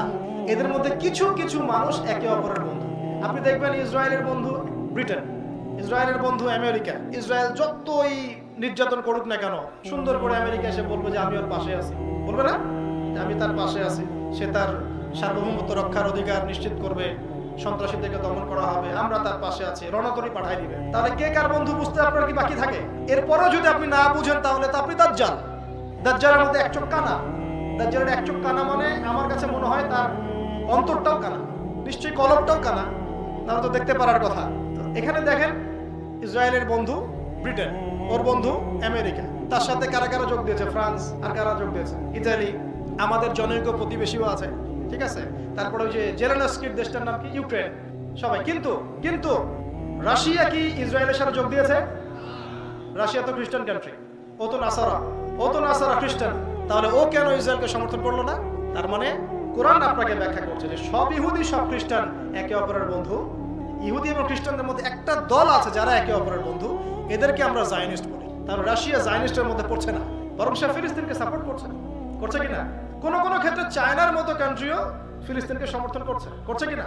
এখন আসেন, আলহামদুলিল্লাহ, এখানে আমরা সৌভাগ্যবান বা আমরা শুকরিয়া আদায় করি যে আমাদের দেশ পররাষ্ট্র মন্ত্রণালয় থেকে বিবৃতি দিয়ে ফিলিস্তিনের পাশে আছে। আলহামদুলিল্লাহ, অ্যাটলিস্ট আমরা আমাদের বাহ্যিক হোক আর অভ্যন্তরীণ হোক ইমানের পরিচয়টুকু দিয়েছি। কিন্তু দুঃখ লেগেছে একটা জিনিস দেখে, এটার জন্য আপনাদেরকে আল্লাহর কাছে জবাব দিতে হবে। এদিকে এই বিবৃতিও দিয়েছেন, আবার এইদিকে কালকে দেখলাম নৌবাহিনীর নৌবাহিনীকে পাঠিয়েছেন ওই লেবানন সীমান্তে, যাতে হামাস এবং ওর নাম কি হিজবুল্লাহ যেন কোনো অস্ত্র না পায়। তাহলে আসলে আপনি কার পক্ষ নিচ্ছেন? তো আর কেউ বলুক না বলুক, আমি আপনাদেরকে বলবো যে আল্লাহর কাছে কিন্তু আপনাদেরকে জবাব দিতে হবে। আর আপনি আমার কথা রাগ করেন না, আর আমার উপর তেড়ে আসেন। আর আমি আপনার শুভাকাঙ্ক্ষী, আমি আপনার শত্রু না। একদিকে আমরা সমর্থন করছি, আর একদিকে ওদেরকে প্রোটেক্ট করার জন্য আমরা কেন আমাদের সোনার ছেলেদেরকে আমরা ওখানে মরতে পাঠাবো কেন? প্রয়োজনে চুপ থাকবো একদম। যদি ডানে বামে যেতে না পারি, চুপ করে বসে থাকবো। আমার ক্ষমতা নাই, আমি চুপ করে আসি। সোজা কথা, চুপ তো করে থাকতে পারবো না, কারণ জাতিসংঘের দড়ি দিয়ে যাদেরকে বাধা হয়েছে ওকে টেনে নিয়ে আসবে। আপনারা জানেন তালেবানদের উপরে বোমা হামলা চালানো হয়েছিল কোন জায়গা থেকে? ওই যে পাকিস্তান নিজেকে পবিত্র মনে করে ওখান থেকে। আপনারা মনে করেন যে ওটা একদম মুসলিমদের একদম পবিত্র একটা জায়গা। ওরাই তখন জায়গা করে দিয়েছিল আমেরিকাকে, যাতে করে বোম্বিং করে আফগান ভাইদেরকে হত্যা করতে পারে। লক্ষ লক্ষ আফগান ভাই বোন নারী শিশুকে হত্যা করা হয়েছে পাকিস্তানের মাটি থেকে। আর এখন কি আপনারা জানেন যে কোথায় আমেরিকা রণতরী গিয়ে ভিড়ছে, কোথায় তাদের যুদ্ধ বিমান আছে, কোথা থেকে তারা ফ্লাই করে এই গাজায় হামলা করার পরিকল্পনা করেছে? আমাদের এই আরব রাষ্ট্রগুলো। কাতারে তার বেস ক্যাম্প আছে, আবু ধাবিতে আছে, আর আমাদের তো মাশাআল্লাহ একটা আছে American kingdom of Saudi Arabia. ও সামনাসামনি কিছু বলবে না, পিছনেও কিছু বলবে না, শুধু বলবে আমরা সাথে আছি। আমার ওই যে অনলাইনে তো বললাম যে কেউ লাইভে চলে আসতে পারে, লাইভে এসে বলছে আমাদের কি করার আছে? না, তোমাদের কিছু করার নাই, তোমরা তেল দাও ওদেরকে আরো বেশি। তোমাদের কিছু করার নাই, তোমরা তেল বিক্রি করো ওদের কাছে। আরে আহাম্মকের দল, শুধুমাত্র গলফ কান্ট্রিগুলো যদি তেল দেওয়া বন্ধ করে দেয়, ওদের একটা বিমানও ফ্লাই করবে না। কি করার আছে বলছে, আমাদের কি করার আছে? না, কিছু করার নাই। আপনারা নেইমারকে নিয়ে এসে ফুটবল খেলেন, কিছু করার নাই আমাদের। আমরা হ্যালোইন করি, মদের বার ওপেন করি, হ্যাঁ, আমরা ওদের সাথে বন্ধুত্ব করি, আমরা ওদেরকে মৌন সমর্থন দেই। কয়দিন আগে তো আবু ধাবিতে আনুষ্ঠানিকভাবে ইসরায়েলের সাথে সম্পর্ক স্বাভাবিক করার চেষ্টা করি, হয় না? আপনারা তো পড়াশোনা করেন, দেখেনই তো এগুলো। আমাদের কি করার আছে বলছে, আমাদের কি করার আছে? আমরা করব না, কারা করবে? করবে কারা? সবাই কি দোয়াই করে যাবে? আল্লাহ পাক আমাদেরকে বোঝার তৌফিক দান করুন। আমি একজন নেতার নাম আসলে রাহিমাহুল্লাহ পড়ি, শ্রদ্ধার সাথে স্মরণ। এই সৌদি আরবের ছিলেন বাদশা ফয়সাল, নাম শুনেছেন? ওই যে কিং ফয়সাল অ্যাওয়ার্ড দেওয়া হয়, এই একমাত্র একটা সাহসী নেতা দেখেছিলাম লাস্ট 100 বছরে। অনেক নেতার মধ্যে একজন অয়েল, পুরো তেল বয়কট করে দিয়েছে, যে আমরা পশ্চিমা থেকে কোনো তেলই দিব না। এটা জানেন হিস্ট্রি? তেল বয়কট, তেল দিব না। এই তেল না পেয়ে ওদের অবস্থা খারাপ হয়ে গেছে। তেল পাবো কোথায়? কারণ আল্লাহ পাক এই পুরো বিশ্বের 4 ভাগের 3 ভাগ তেল দিয়েছেন মধ্যপ্রাচ্যে। সুবহানাল্লাহ। মুসলমানদের হাতে, এগুলো কাদের হাতে? এটা কি ইহুদিদের হাতে? 4 ভাগের 3 ভাগ। তো তিনি তেল দেওয়া বন্ধ করে দিয়েছেন, তেল দিব না। এরপরে কত যে চড়াই উতরাই গেল, তারপরে এক জায়গায় পশ্চিমারা তাদেরকে হারিয়ে দিল। কোন জায়গায়? লোভ। কোন জায়গায় বলেন? এসে বলল যে ঠিক আছে, তেল আপনি দিতে চাচ্ছেন না, একটা সন্ধি চুক্তিতে আসে। কি চুক্তি? যে আমরা অন্য কোনো কারেন্সিতে তেল কিনবো না, শুধু ডলারে কিনবো, আর শুধু আপনার কাছ থেকে কিনবো। আপনি এবং আপনার অনুসারী যে কয়েকটা কান্ট্রি আছে তাদের কাছ থেকে আমরা তেল নিব, বাইরের কারো কাছে আমরা তেল নিব না। তাহলে আপনাদের বাণিজ্য অনেক সমৃদ্ধ হবে। আর আপনাদের প্রতি একটা অনুরোধ, শর্ত হচ্ছে আপনারা শুধু ডলারে তেল কেনা বেচা করবেন, অন্য কোনো টাকা বা রুপি বা এগুলোতে তেল কেনা বেচা করবেন না। এই তেল মানে অয়েল, আর এই ডলার মানে ডলার। এই হয়ে গেল petrol dollar, petrol dollar, petro dollar monetary system. এখন আপনি সারা বিশ্বে ডলার ছাড়া তেল কিনতে পারবেন। এটা হলো উম্মার সাথে একটা গাদ্দারি। এর ফলশ্রুতিতে ডলার হয়ে গেল একদম সুপিরিয়র কারেন্সি, আর তেলের একচ্ছত্ব অধিকার ওরা লাভ করে। এইগুলো যদি মুসলমানরা বন্ধ করে দিতে পারতো, আমি এখানে গলা ফাটায় কথা বলে কোনো লাভ নাই, আমি জানি আদতে আসলে কিছু হবে না, সকালবেলা আপনারা ভুলেও যাবেন। কিন্তু একটা কথা চিন্তা করেন, খালি চিন্তার খোরাক নেন, যদি এইটা আমরা বন্ধ করতে পারতাম ওই সময়, তাহলে কি ওরা এত দূর পর্যন্ত আসতে পারতো? যখন আপনি একটা থাপ্পড় খাচ্ছেন, কিছুই বলছেন না, তখন তো একটা থাপ্পড় খাবেন। হাত ভেঙে ফেললো, কিছুই বললেন না, তখন তো আরেকটা হাত ভাঙবে। এই তো হচ্ছে অবস্থা। তো আমরা কি করতে পারি? কি সুন্দর করে এসে বলতে চান। যাই মূল জায়গাটা আসে, ব্রিটেন সারা বিশ্বটাকে এভাবে নিয়ন্ত্রণ করা শুরু করলো। ওর উদ্দেশ্যটা ছিল একটা, উদ্দেশ্য হচ্ছে জায়নিস্টদের। জায়নিস্ট কারা বললাম? যারা ইহুদি খ্রিস্টানদের মধ্যে একে অপরের বন্ধু। সবাই না, কিন্তু সব ইহুদি সব খ্রিস্টান নয়। তো এই জায়নিস্টরা ব্রিটেনের সাথে আতাত করে প্রথম বিশ্বযুদ্ধটা ইচ্ছাকৃতভাবেই ঘটিয়েছে। এই জিনিসটা আমরা স্কুল, কলেজ, ইউনিভার্সিটিতে আমরা এটা বুঝি নাই। এটা বোঝাতে পারে নাই যে এটার পিছনে একটা গল্প ছিল। আমাদেরকে পড়ানো হয় যে বিশ্বযুদ্ধ হয়েছে, কেন হয়েছে, এমনি এমনি হয়েছে নাকি কেউ ঘটিয়েছে, এটা বোঝাতে পারে না আমাদেরকে। জি, এখনকার এই বয়সে এসে আমাদের ফাইনাল কনক্লুশন হচ্ছে এটা ঘটানো হয়েছে। আপনারা কি জানেন যে আমেরিকা জাপানের হিরোশিমা নাগাসাকিতে বোমা ফেলেছিল? কোন ঘটনার প্রেক্ষিতে ফেলেছে? পার্ল হারবার নামে একটা জায়গা আছে, ওইখানে জাপানিজ সৈন্যরা আক্রমণ করেছে দ্বিতীয় বিশ্বযুদ্ধের সময়। এর ইস্যু টেনে আমেরিকা ওখানে বোমা ফেলেছে। এখন আপনার কি মনে হয় যে ওইখানে পার্ল হারবারে যে আক্রমণ হবে এটা আমেরিকা জানতো না? তাই মনে হয় আপনার? সারা দুনিয়া ইন্টেলিজেন্স দিয়ে ভর্তি, গোয়েন্দা সংস্থা দিয়ে ভর্তি, ও জানে না এখানে হামলা হতে পারে? ও কিছু মানুষকে, নিজের দেশের কিছু মানুষকে ইচ্ছাকৃতভাবে মরতে দিয়েছে যাতে করে বড় বোমটা ফেলা যায়। এখন আপনাদের কি মনে হয় হামাস যে আক্রমণটা করেছে এটার খবর ইসরায়েল জানতো না? ওর ইন্টেলিজেন্স এত স্ট্রং, আপনার কি মনে হয় যে ওই যে সারা ওয়ার্ল্ডে বলা হচ্ছে ওদের ইন্টেলিজেন্স ব্যর্থ হয়েছে, আর আসলে ব্যর্থ হওয়ার জাতীয়টা? আপনার তাই মনে হয়? যদি এটা আপনি বিশ্বাস করেন তাহলে আপনাকে বিশ্বাস করতে হবে যে সুইয়ের ফুটা দিয়ে উট ঢুকে যেতে পারে। সুইয়ের ফুটা দিয়ে কি হাতি ঢুকতে পারে? অবশ্যই তারা এই খবর জানতো। হতে দিল কেন তাহলে? বা মানে ওরা শিথিলতা দেখালো কেন? ইস্যু যাতে করে আরো বড় পরিসরে ওরা গাজায় হামলা চালাতে পারে। কারণ তারা কখনোই নিজেকে সন্ত্রাসী রূপে প্রকাশ করতে চাইবে না। তারা দেখাবে আমরা মাসুম, আমরা ইনোসেন্ট, আমরা মাজলুম, আমাদেরকে আক্রমণ করা হয়েছে, এই কারণেই আমরা প্রতিহত করছি। এরা এরকম কূটবুদ্ধির মানুষ। জায়নিস্টদের কথা বলছে, ওই জায়নিস্টরাই ফার্স্ট ওয়ার্ল্ড ওয়ার ঘটিয়েছে। উদ্দেশ্যটা কি ছিল? জেরুজালেম মুক্ত করা, এবং তারা সেটা করেছেও। 1917 সালে 17 থেকে 18-র মধ্যে যখন তুর্কিরা আর পেরে উঠছিল না, তুর্কিরা তাদের সর্বোচ্চ শক্তি দিয়ে প্রতিহত করেছিল, কিন্তু শেষে কিছু করতে পারে না। আপনাদেরকে এটা জানিয়ে রাখি, ওই সময় কিছু মুসলিম নামধারী মুনাফিকরা পর্যন্ত ব্রিটেনের সাথে হাত মিলিয়ে তুর্কিদের বিরুদ্ধে যুদ্ধ করেছে। কারণ আপনারা ওদেরকে আমিরুল মুমিনিন মনে করতেছেন। এই নাজদিরা ব্রিটেনের সাথে হাত মিলিয়ে হেজাজের তুর্কি শাসকদের বিরুদ্ধে বিদ্রোহ করেছে। ওরা আমাদেরকে এখন শিখায় যে পলিটিক্যাল অ্যানালাইসিস করলে খারেজি হয়ে যায়। কি চমৎকার করে অনলাইনে এসে বিবৃতি দেয়, রাষ্ট্র লাগবে, না হলে তুমি প্রতিবাদ করতে পারবে না, মিছিল মিটিং করা যাবে না, প্রতিবাদ একটা কথাও বলা যাবে না, ইত্যাদি। তো নাজদিরা যখন ওদেরকে বলবেন, এই মাথা মোটা দরবারি শাইখদেরকে বলবেন, আহলুন নিফাক ওয়াল জামা, এদেরকে বলবেন যে নাজদিরা যখন ব্রিটেনের সাথে হাত মিলিয়ে তুর্কিদের বিরুদ্ধে যুদ্ধ করেছিল তখন তারা কোন শাসকের আন্ডারে ছিল? জিজ্ঞাসা করেন। কথা বুঝতে পারেন নাই? নাজদিরা, আরবের নাজদিরা যখন ব্রিটেন বা এই ইংল্যান্ডের সাথে হাত মিলিয়ে তুর্কিদের বিরুদ্ধে যুদ্ধ করেছিল, করে একটা মুসলিম রাষ্ট্র, তখন মুসলিম রাষ্ট্র কায়েম করেছিল, তখন তারা কোন শাসকের আন্ডারে যুদ্ধটা করেছে? দেখি কি উত্তর দিতে পারে। না তো এদের ইতিহাসের কোনো জ্ঞান আছে, না আসলে এদের আকীদা মানহাজ ঠিক আছে। এটাকে বলে গিরগিটি মানহাজ। কি মানহাজ? গিরগিটি। আজকে এই রূপ, কালকে সেই রূপ। এই পক্ষে গেলে এটা ঠিক, ওই পক্ষে গেলে এটা ঠিক না। একই জিনিস ওরা করলে এটা কোনো সমস্যা নাই। ওই একই কাজ যদি আপনি এই গাজা ইস্যুতে বলেন তাহলে হামাসকে সন্ত্রাসী বানাই দিচ্ছে। সুবহানাল্লাহ। আমি কারো পক্ষে বিপক্ষে বলছি না, বলছি আপনাকে নিউট্রাল জায়গা থেকে ডিল করতে হবে। তো আপনি বায়াসড হয়ে যাবেন কেন? কারণ এবার জেরুজালেম তারা দখল করে ফেললো কারা? জায়নিস্ট। এখন মজার কথা শোনেন, 1917 সালে এই ডিক্লেয়ারটার নাম হচ্ছে বেলফোর্ট ডিক্লারেশন। এগুলো ভাষায় গিয়ে দেখেন। বেলফোর একটা চুক্তি লিখেছে, মাত্র বলা হচ্ছে মাত্র 65টা শব্দ আছে চুক্তির মধ্যে। মাত্র কয় শব্দ? 65 শব্দের চুক্তি। শব্দগুলো ইংরেজিতে লেখা, যে শর্ত একটাই শর্ত, আমাদের এই ফিলিস্তিনের ভূখণ্ডে একটা স্বাধীন ইসরায়েলি রাষ্ট্র প্রতিষ্ঠা করতে হবে। এটাই আমাদের, আর কিছু চাই না। ব্যাস, এই দখল করে ফেললো। জায়গাটা তো মুসলমানদের ছিল, দেখালাম 1200 বছর। প্রথম ওয়ার্ল্ড ওয়ারে দখল হয়ে গেল। হওয়ার পরে এই বেলফোর্ট ডিক্লারেশন থেকে এটা ওদের দখলে চলে। এই বাস এখন আমাদের পরাধীনতার সময় চলে আসে। এটা কত সালে কথা বললাম? 1917-18। আপনাদের কি মনে হয় এরপর থেকে ওরা চুপচাপ বসেছিল? তখন সারা বিশ্বে একটা ধোয়া তোলা হয়েছে। দেখুন, একটু বুঝুন। এর আগে হিটলার ওদেরকে হত্যা করেছিল না? সারা বিশ্বে ধোয়া তোলা হবে যে ওরা খুব মাসুম, খুব মাজলুম, ওদেরকে নির্যাতন করা হয়েছে, থাকার জায়গা নাই, খাওয়ার জায়গা নাই, কেউ যদি একটু জায়গা দেয়। কিন্তু বিশ্বের বড় বড় দেশগুলো দরজা বন্ধ করে দিল, কেউ জায়গা দেয় না। আমাদের ভোলা ভালা মাসুম কিছু ভাই ফিলিস্তিনের, আর এই যে ব্রিটেনের চাপে অটোম্যানরা তো পরাজিত হয়ে গেল। সব দিক থেকে আমরা কোণঠাসা। ওই কিছু জায়গা 6%, কয় পার্সেন্ট? 6% জায়গা দেয়। এতটুকুতে থাকতে ঘর কার? ঘর আমার। এরা মেহমান কিনা? মেহমান। এখানে একটু বলে নেই, ওই 6% জায়গায় এখন হয়েছে 76%। ওই 6% জায়গার পরিমাণ এখন হয়েছে 76%। ওই মেহমানরাই 76% জায়গা দখল করেছে এখন।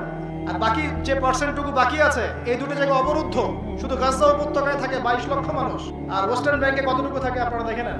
গাজার সাথে সমস্যা বেশি কেন? কারণ এখানে হামাসের তৎপরতা বেশি।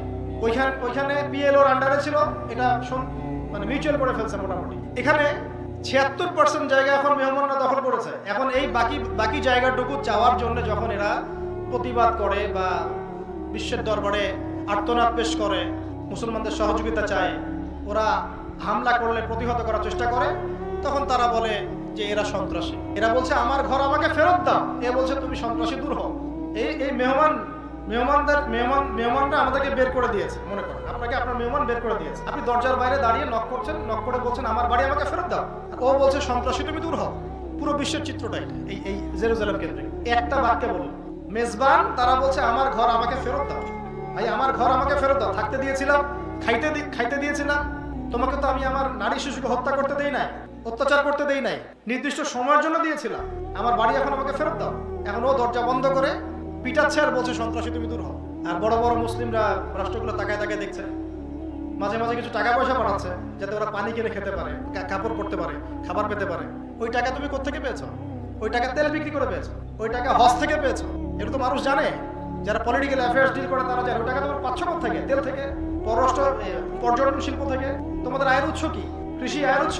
আয়ের উৎসই পেট্রোডলার।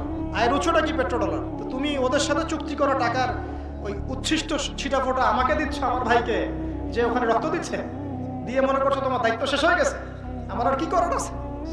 আপনারা অনেক ভিতরে ঢুকবেন। আমি বললাম না যে একটা লেকচার আমি কিছুই বলতে পারবো, 4-5টা দফায় যদি আমাকে সময় দেন একটা একটা করে পর্ব বলতে পারবো।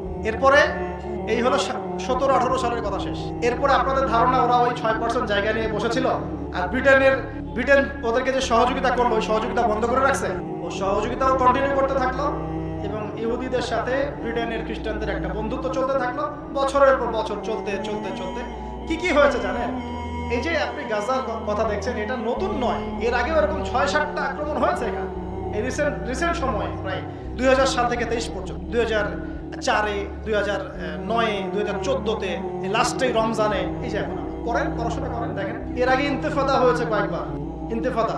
তো যাই হোক, এরপর তারা 6% জায়গা নিয়ে বসে থাকে নাই। কারণ তাদের উদ্দেশ্যটা কি? তাদের উদ্দেশ্য তো 6% জায়গা দখল করা না, তাদের উদ্দেশ্য হচ্ছে পুরো হোলি ল্যান্ডটাই তারা চায়। পুরো হোলি ল্যান্ড মানে কি? ওই মিশরের নীল নদ থেকে শুরু করে ইরাকের ইউফ্রেটিস নদী পর্যন্ত এই পুরো জায়গাটা ওরা চায়, এখনো চায়। আপনার কি মনে হয় যে ওরা শুধু গাজা চায়? ওরা চায় মিশরের নীল নদ থেকে শুরু করে ইরাকের ইউফ্রেটিস পর্যন্ত। ভালো করে মনে রাখেন, মিশরের নীল নদ কেন? কারণ নীল নদ পেয়ে গেলে সুয়েজ খালের কন্ট্রোল পাবে। কোন খাল? সুয়েজ খাল। আর এদিকে যদি ইউফ্রেটিস পেয়ে যায় তাহলে এদিকে আপনার ফোরাতের যে সোনা এবং তেল এগুলো ওদের দখলে চলে। কথা বুঝতে পারছেন? আর মজার কথা হচ্ছে ওদের তাওরাতে এটা আছে, ওরা যদি ঠিক পথে চলে এবং ওদের মাসিহ যখন আসবে তখন তারা আবার এই হোলি ল্যান্ডটা দখল করবে। ওরা ওই মিশনেই হাঁটছে, ওরা 6% জায়গার জন্য আসে নাই। তারপরে ওদের এই মিশন চলতে থাকলো। কেন? কারণ ওই মাসিহকে তারা মনে করে ওদের সেই কাঙ্ক্ষিত মাসিহ। আর আমরা জানি ওদের ওই মাসিহ হচ্ছে মাসিহুদ দাজ্জাল, যে বের হওয়ার সময় এই ইহুদিদেরকে নিয়েই সারা বিশ্বটাকে শাসন করবে। আমার কথা মেলাতে পারছেন কি? ওরা হোলি ল্যান্ড পুরোটা দখল করতে চাচ্ছে, কারণ তাদের প্রতিশ্রুত হচ্ছে ওদের মাসিহ মানে দাজ্জাল যখন আসবে তখন তারা বিশ্বটাকে আবার শাসন করবে, ঠিক সুলাইমানের সময় তারা যেমন শাসন করত। এটা ওদের গোল, এটা লক্ষ্য। আমার কথা কি বোঝা যাচ্ছে? এটা ওদের লক্ষ্য, এটা ওদের গোল। এই লক্ষ্যে ওরা হাঁটছে। সেই 1917 থেকে কেবল ঢুকলো, 6% দিয়ে শুরু করলো, দিনের পর দিন, একদিন বাকি নাই, প্রতিদিন কোনো না কোনো ফিলিস্তিনিকে বের করে দাও, এই বাড়ি দখল করো, ওই জমি দখল করো, ওই মেয়েকে অপহরণ করো, এই মেয়েটাকে নিয়ে যাও কারাগারে, আমার ওই বোনটাকে নিয়ে গণধর্ষণ করো, ওই বাচ্চাটাকে বোম মারে হত্যা করো। বাচ্চা কেন মারছে? ওরা বড় হয়ে যেন আবার যুদ্ধে যেতে না। মেয়েদেরকে কেন জীবিত রাখছে? ওই যে ইউযাববিহুনা আবনাআকুম ওয়া ইস্তাহইয়ুনা নিসাআকুম, ফেরাউন ওদের সাথে যা করেছিল ওরা এখন প্যালেস্টাইনদের সাথে তাই। সন্তানদেরকে হত্যা করো, মেয়েদেরকে জীবিত রাখো। একদিন দুই দিন না, 1917 সাল থেকে নিয়ে 2023 পর্যন্ত প্রায় 100 বছর হয়ে। তারপরে এই ব্রিটেনের সহযোগিতা চলতে চলতে চলতে 1930-এর দিকে বিদ্রোহ হয়েছে। 30-এর দিকে বিদ্রোহ করেছে কৃষকরা, ফিলিস্তিনের কৃষকরা। ওই সময় প্রায় 1.5 লাখ মানুষকে হত্যা করা হয়েছে। 1923-এর দিকে একবার হয়েছে, 1938-এর দিকে একবার হয়েছে। পরে 48 সালের দিকে গিয়ে যখন দ্বিতীয় বিশ্বযুদ্ধ হচ্ছে, মনে আছে আপনাদের? 45 থেকে এই যে 48-50 সময়টুকুর মধ্যে যখন সেকেন্ড ওয়ার্ল্ড ওয়ার হয়ে গেল, তখন তারা ঘোষণা দিল যে এটা একটা স্বাধীন ইসরায়েল রাষ্ট্র হিসাবে স্বীকৃত। তখন এর আগ পর্যন্ত আপনি ম্যাপে এদের কোনো রাষ্ট্রের নাম পাবেন। 48-এর পর থেকে আপনি নাম পাবেন। সুবহানাল্লাহ, এই হয়ে গেল আমাদের চোখের সামনে। আরবরা কি করছিল? আরবরা কি বসেছিল? না, সব আরব বসেছিল। অনেকে যুদ্ধ করেছে, অনেক আরব যুদ্ধের চেষ্টা করেছে, অনেকেই করেছে। মোট 4 দফা যুদ্ধ হয়েছে। কয় দফা? 4 দফা। যে আরবদের মধ্যে ঈমান ছিল, যে আরব শাসকদের মধ্যে ঈমান ছিল, তারা 4 দফা যুদ্ধ করেছিল। কিন্তু আল্লাহ পাকের তাকদীরের লিখনি, অভ্যন্তরীণ ক্রন্দল, পশ্চিমাদের শক্তি, হ্যাঁ, তারপরে আপনার ওদের সমরনীতি, মুসলিমদের মধ্যে মুনাফিকদের তৎপরতা পেরে ওঠে দেয়। 48-এ 56 মনে হয় তারপরে 67 সালে, তারপরে লাস্ট 73 সালে, চারটা যুদ্ধ। 80-র দিকে আরেকটা হয়েছে ছোট করে, পরে 88-র দিকে ইন্তেফাদা, পরে 2000 একটা ইন্তেফাদা, এগুলো হয়ে গেছে। আমি বলতে চাচ্ছি 6% জায়গার জন্য তারা সেখানে আসে নাই। তারা চায় পুরো হোলি ল্যান্ড, এবং সেই লক্ষ্যে তারা ব্রিটেনের হাত ধরে চলেছে বেশ কয়েক বছর। যখন ব্রিটেনের শক্তি কমে গেছে, তারা হাত ধরেছে আমেরিকার। কথা কি বুঝতে পারছেন? ব্রিটেন ওকে যেভাবে সহযোগিতা করেছিল, আমেরিকা তার চেয়ে বেশি সহযোগিতা ওকে করেছে, এবং আগের চেয়ে সে অনেক শক্তিশালী হয়েছে। আগে তো কিছুই ছিল না, অস্ত্রশস্ত্র, পরে সে নিউক্লিয়ার অস্ত্র, থার্মোনিউক্লিয়ার অস্ত্র, বড় ক্ষেপণাস্ত্র, বড় প্রযুক্তি সব দখল করা। এখনকার যেটা হালত সেটা হলো এই যে সে মোটামুটি ভাবে বিশ্বের পলিটিক্সটা নিয়ন্ত্রণ করছে, মোটামুটি ভাবে সে ওয়ার্ল্ডের ইকোনমি নিয়ন্ত্রণ করছে, অর্থনীতি, মোটামুটি ভাবে সে সংস্কৃতিও নিয়ন্ত্রণ করে ফেলেছে, মিডিয়াগুলো তার হাতে, মিসাইলস, অস্ত্রশস্ত্র মোটামুটি তার হাতে। সবচেয়ে বড় কথা, এই জায়নিস্ট গোত্রের পুরো সমর্থন তার। আর আরবদের যে নেতারা আছে তাদের উপর সে একটা অদৃশ্য কন্ট্রোল নিয়ে নিয়েছে, তেলগুলো তার নিয়ন্ত্রণে চলে আসতেছে, এবং এমন একটা অবস্থা যে সে যত ইচ্ছা অন্যায় করতে পারে, বলার আর কেউ নাই। ভাবখানে এখন এটা চলতে চলতে চলতে চলতে 48-এর পর থেকে এই পর্যন্ত প্রায় 73-75 বছর হয়ে গেল। এই 75 বছরে আর কি হয়েছে আপনারা পড়ে নিয়ে বলে বোঝানো যাবে না।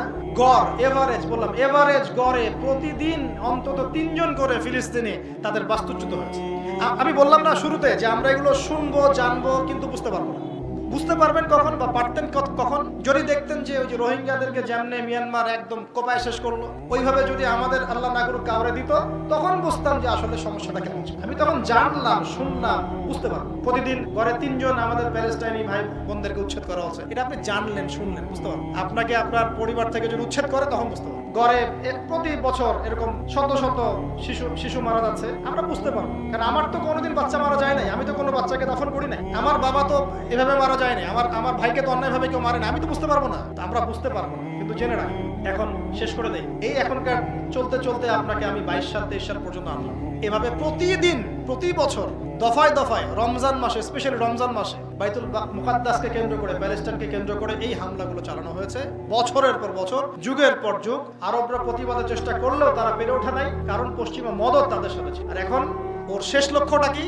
সে পুরো হোলি ল্যান্ডটাকে দখল করতে চায়। কেন চায়? কারণ সে মনে করে যে শেষ জামানায় তার একজন মাসিহ আসবে, সেই মাসিহ আসলে সে বিশ্বটাকে আবার শাসন করবে, ঠিক যেমন সুলাইমানের সময় তারা করে। আর সে বা তারা যে মাসিহের অপেক্ষায় বসে আছে, সেই মাসিহের নাম হলো মাসিহুদ দাজ্জাল। সেই মাসিহ সত্যিকারের মাসিহ নয়, কারণ সত্যিকারের মাসিহ কিন্তু আল্লাহ পাকের কাছে, আল্লাহ পাক তাকে উঠিয়ে নিয়েছে। তারা সত্যিকারের মাসিহকে হত্যা করার চেষ্টা করে। কথা কি মিলাতে পারছেন? এখন সত্যি সত্যি তারা এটা করতে পারবে বলে আমরা মনে করি। আর কেউ বলুক না বলুক, অ্যাটলিস্ট আমি বলছি তারা এটা অ্যাচিভ করে ফেলতে পারে, এটা আমি মনে করি। কারণ দিন যেভাবে যাচ্ছে, পরিস্থিতি যেভাবে আগাচ্ছে, এতে করে এগুলো আস্তে আস্তে হয়ে যেতে পারে। এবং না হওয়া পর্যন্ত ঈসা ইবনে মারিয়ামও তো আসছেন না।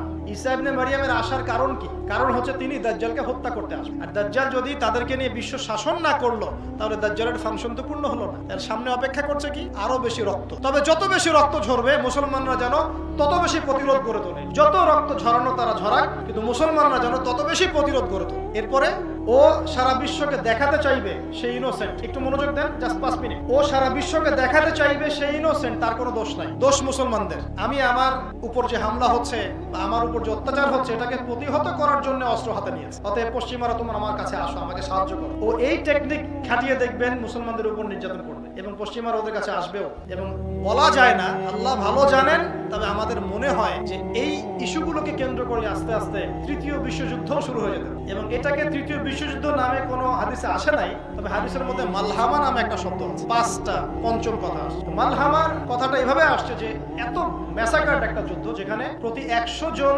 সৈন্যের মধ্যে 99% মারা যায়। এটা সূচনাটাও এসেছে ইরাকের ওই ইউফ্রেটিস নদীর সোনার পাহাড়কে কেন্দ্র। আর বললাম ওদের টার্গেট কিন্তু ওই পর্যন্ত। ইরানের সাথে এত শত্রুতা কেন জানেন? ওকে শেষ করে ওই জায়গাটা তারা দখল করতে চায়। ওই তেল, ওই ব্ল্যাক গোল্ড তাদের দরকার। আল্লাহ ভালো জানেন ওখানে সত্যি সোনার পাহাড় আছে না, এই ব্ল্যাক গোল্ডটাকেই আমরা তেলটাকেই আমরা ব্ল্যাক গোল্ড মনে করি। আল্লাহ ভালো জানেন। হোয়াটএভার, এটা ওদের টার্গেট। কারণ সে পুরো বিশ্বের রুলিং স্টেট হতে চায়। সারা বিশ্বের রুলিং স্টেট হতে হলে ওকে এরকম যুদ্ধ বাঁধাতে হবে, এবং এরকম যুদ্ধ বাঁধালে পরেই সে নতুন শক্তিরূপে আত্মপ্রকাশ করবে। এই মালহামার কথা আসছে। আর একটা সুসংবাদ, যে মালহামার পরে বা শেষের দিকেই ইনশাআল্লাহ তাআলা আল্লাহ পাক মুসলিমদের সেই কাঙ্ক্ষিত নেতা ইমামুল মাহদিকে পাঠাবে। ও মাহদি চট্টগ্রামে, ভারতে, এইখানে ওইখানে, এগুলো মাহদি নয়, সব বোগাস মালহামা না আসা পর্যন্ত মাহদি আসছেন না। মালহামা এখনো আসে নাই, এমন কোনো ওয়ার এখনো হয়নি যেখানে 99% মানুষ মারা গেছে। আরে এটা একটা কমন সেন্স। যদি এই যুগে সেটা হয়, আল্লাহ ভালো জানেন, যদি এই যুগে সেটা হয় তাহলে কিভাবে এত মানুষ মরতে পারে? কমন সেন্স কি বলে? এমন অস্ত্র প্রয়োগ করা হবে যার ফলশ্রুতিতে একসাথে অনেক মানুষকে মারা যায়। সেই অস্ত্রের নাম কি হতে পারে? পারমাণবিক অস্ত্র। আল্লাহ ভালো জানেন, আমরা জানি না। আমাদের এটা হচ্ছে একটা ইন্টারপ্রিটেশন, ভুলও হতে পারে, সঠিক হতে, ভুল হলে আমাদের পক্ষ থেকে সঠিক হলো।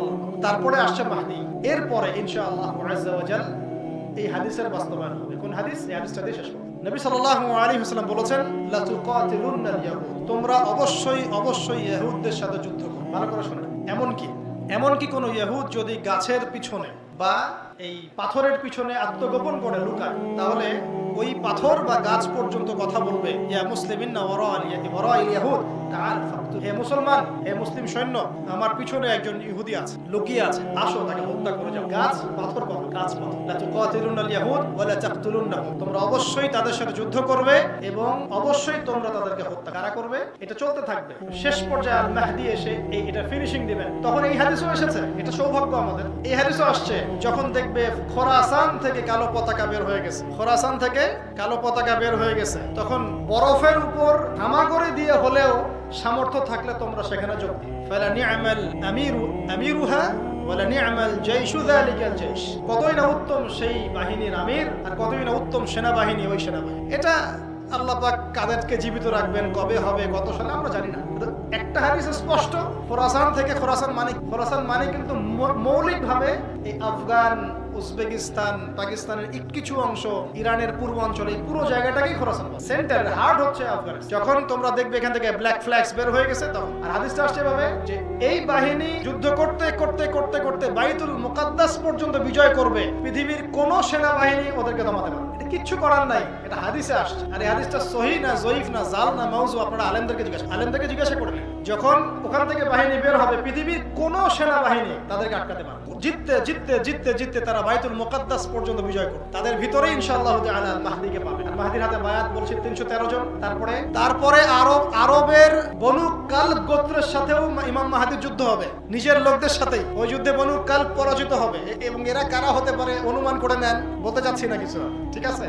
তারপরে আল মাহদির হাতে সেই সুপ্রিম ক্ষমতা আসবে। তিনি বলছেন, নবী সাল্লাল্লাহু আলাইহি ওয়াসাল্লাম বলছেন যে তিনি গুনে দান করবেন না, বরং তিনি মুষ্টি ভরে মানুষকে গনিমতের মাল দান। এত সম্পদ মুসলমানদের হাতে আসবে।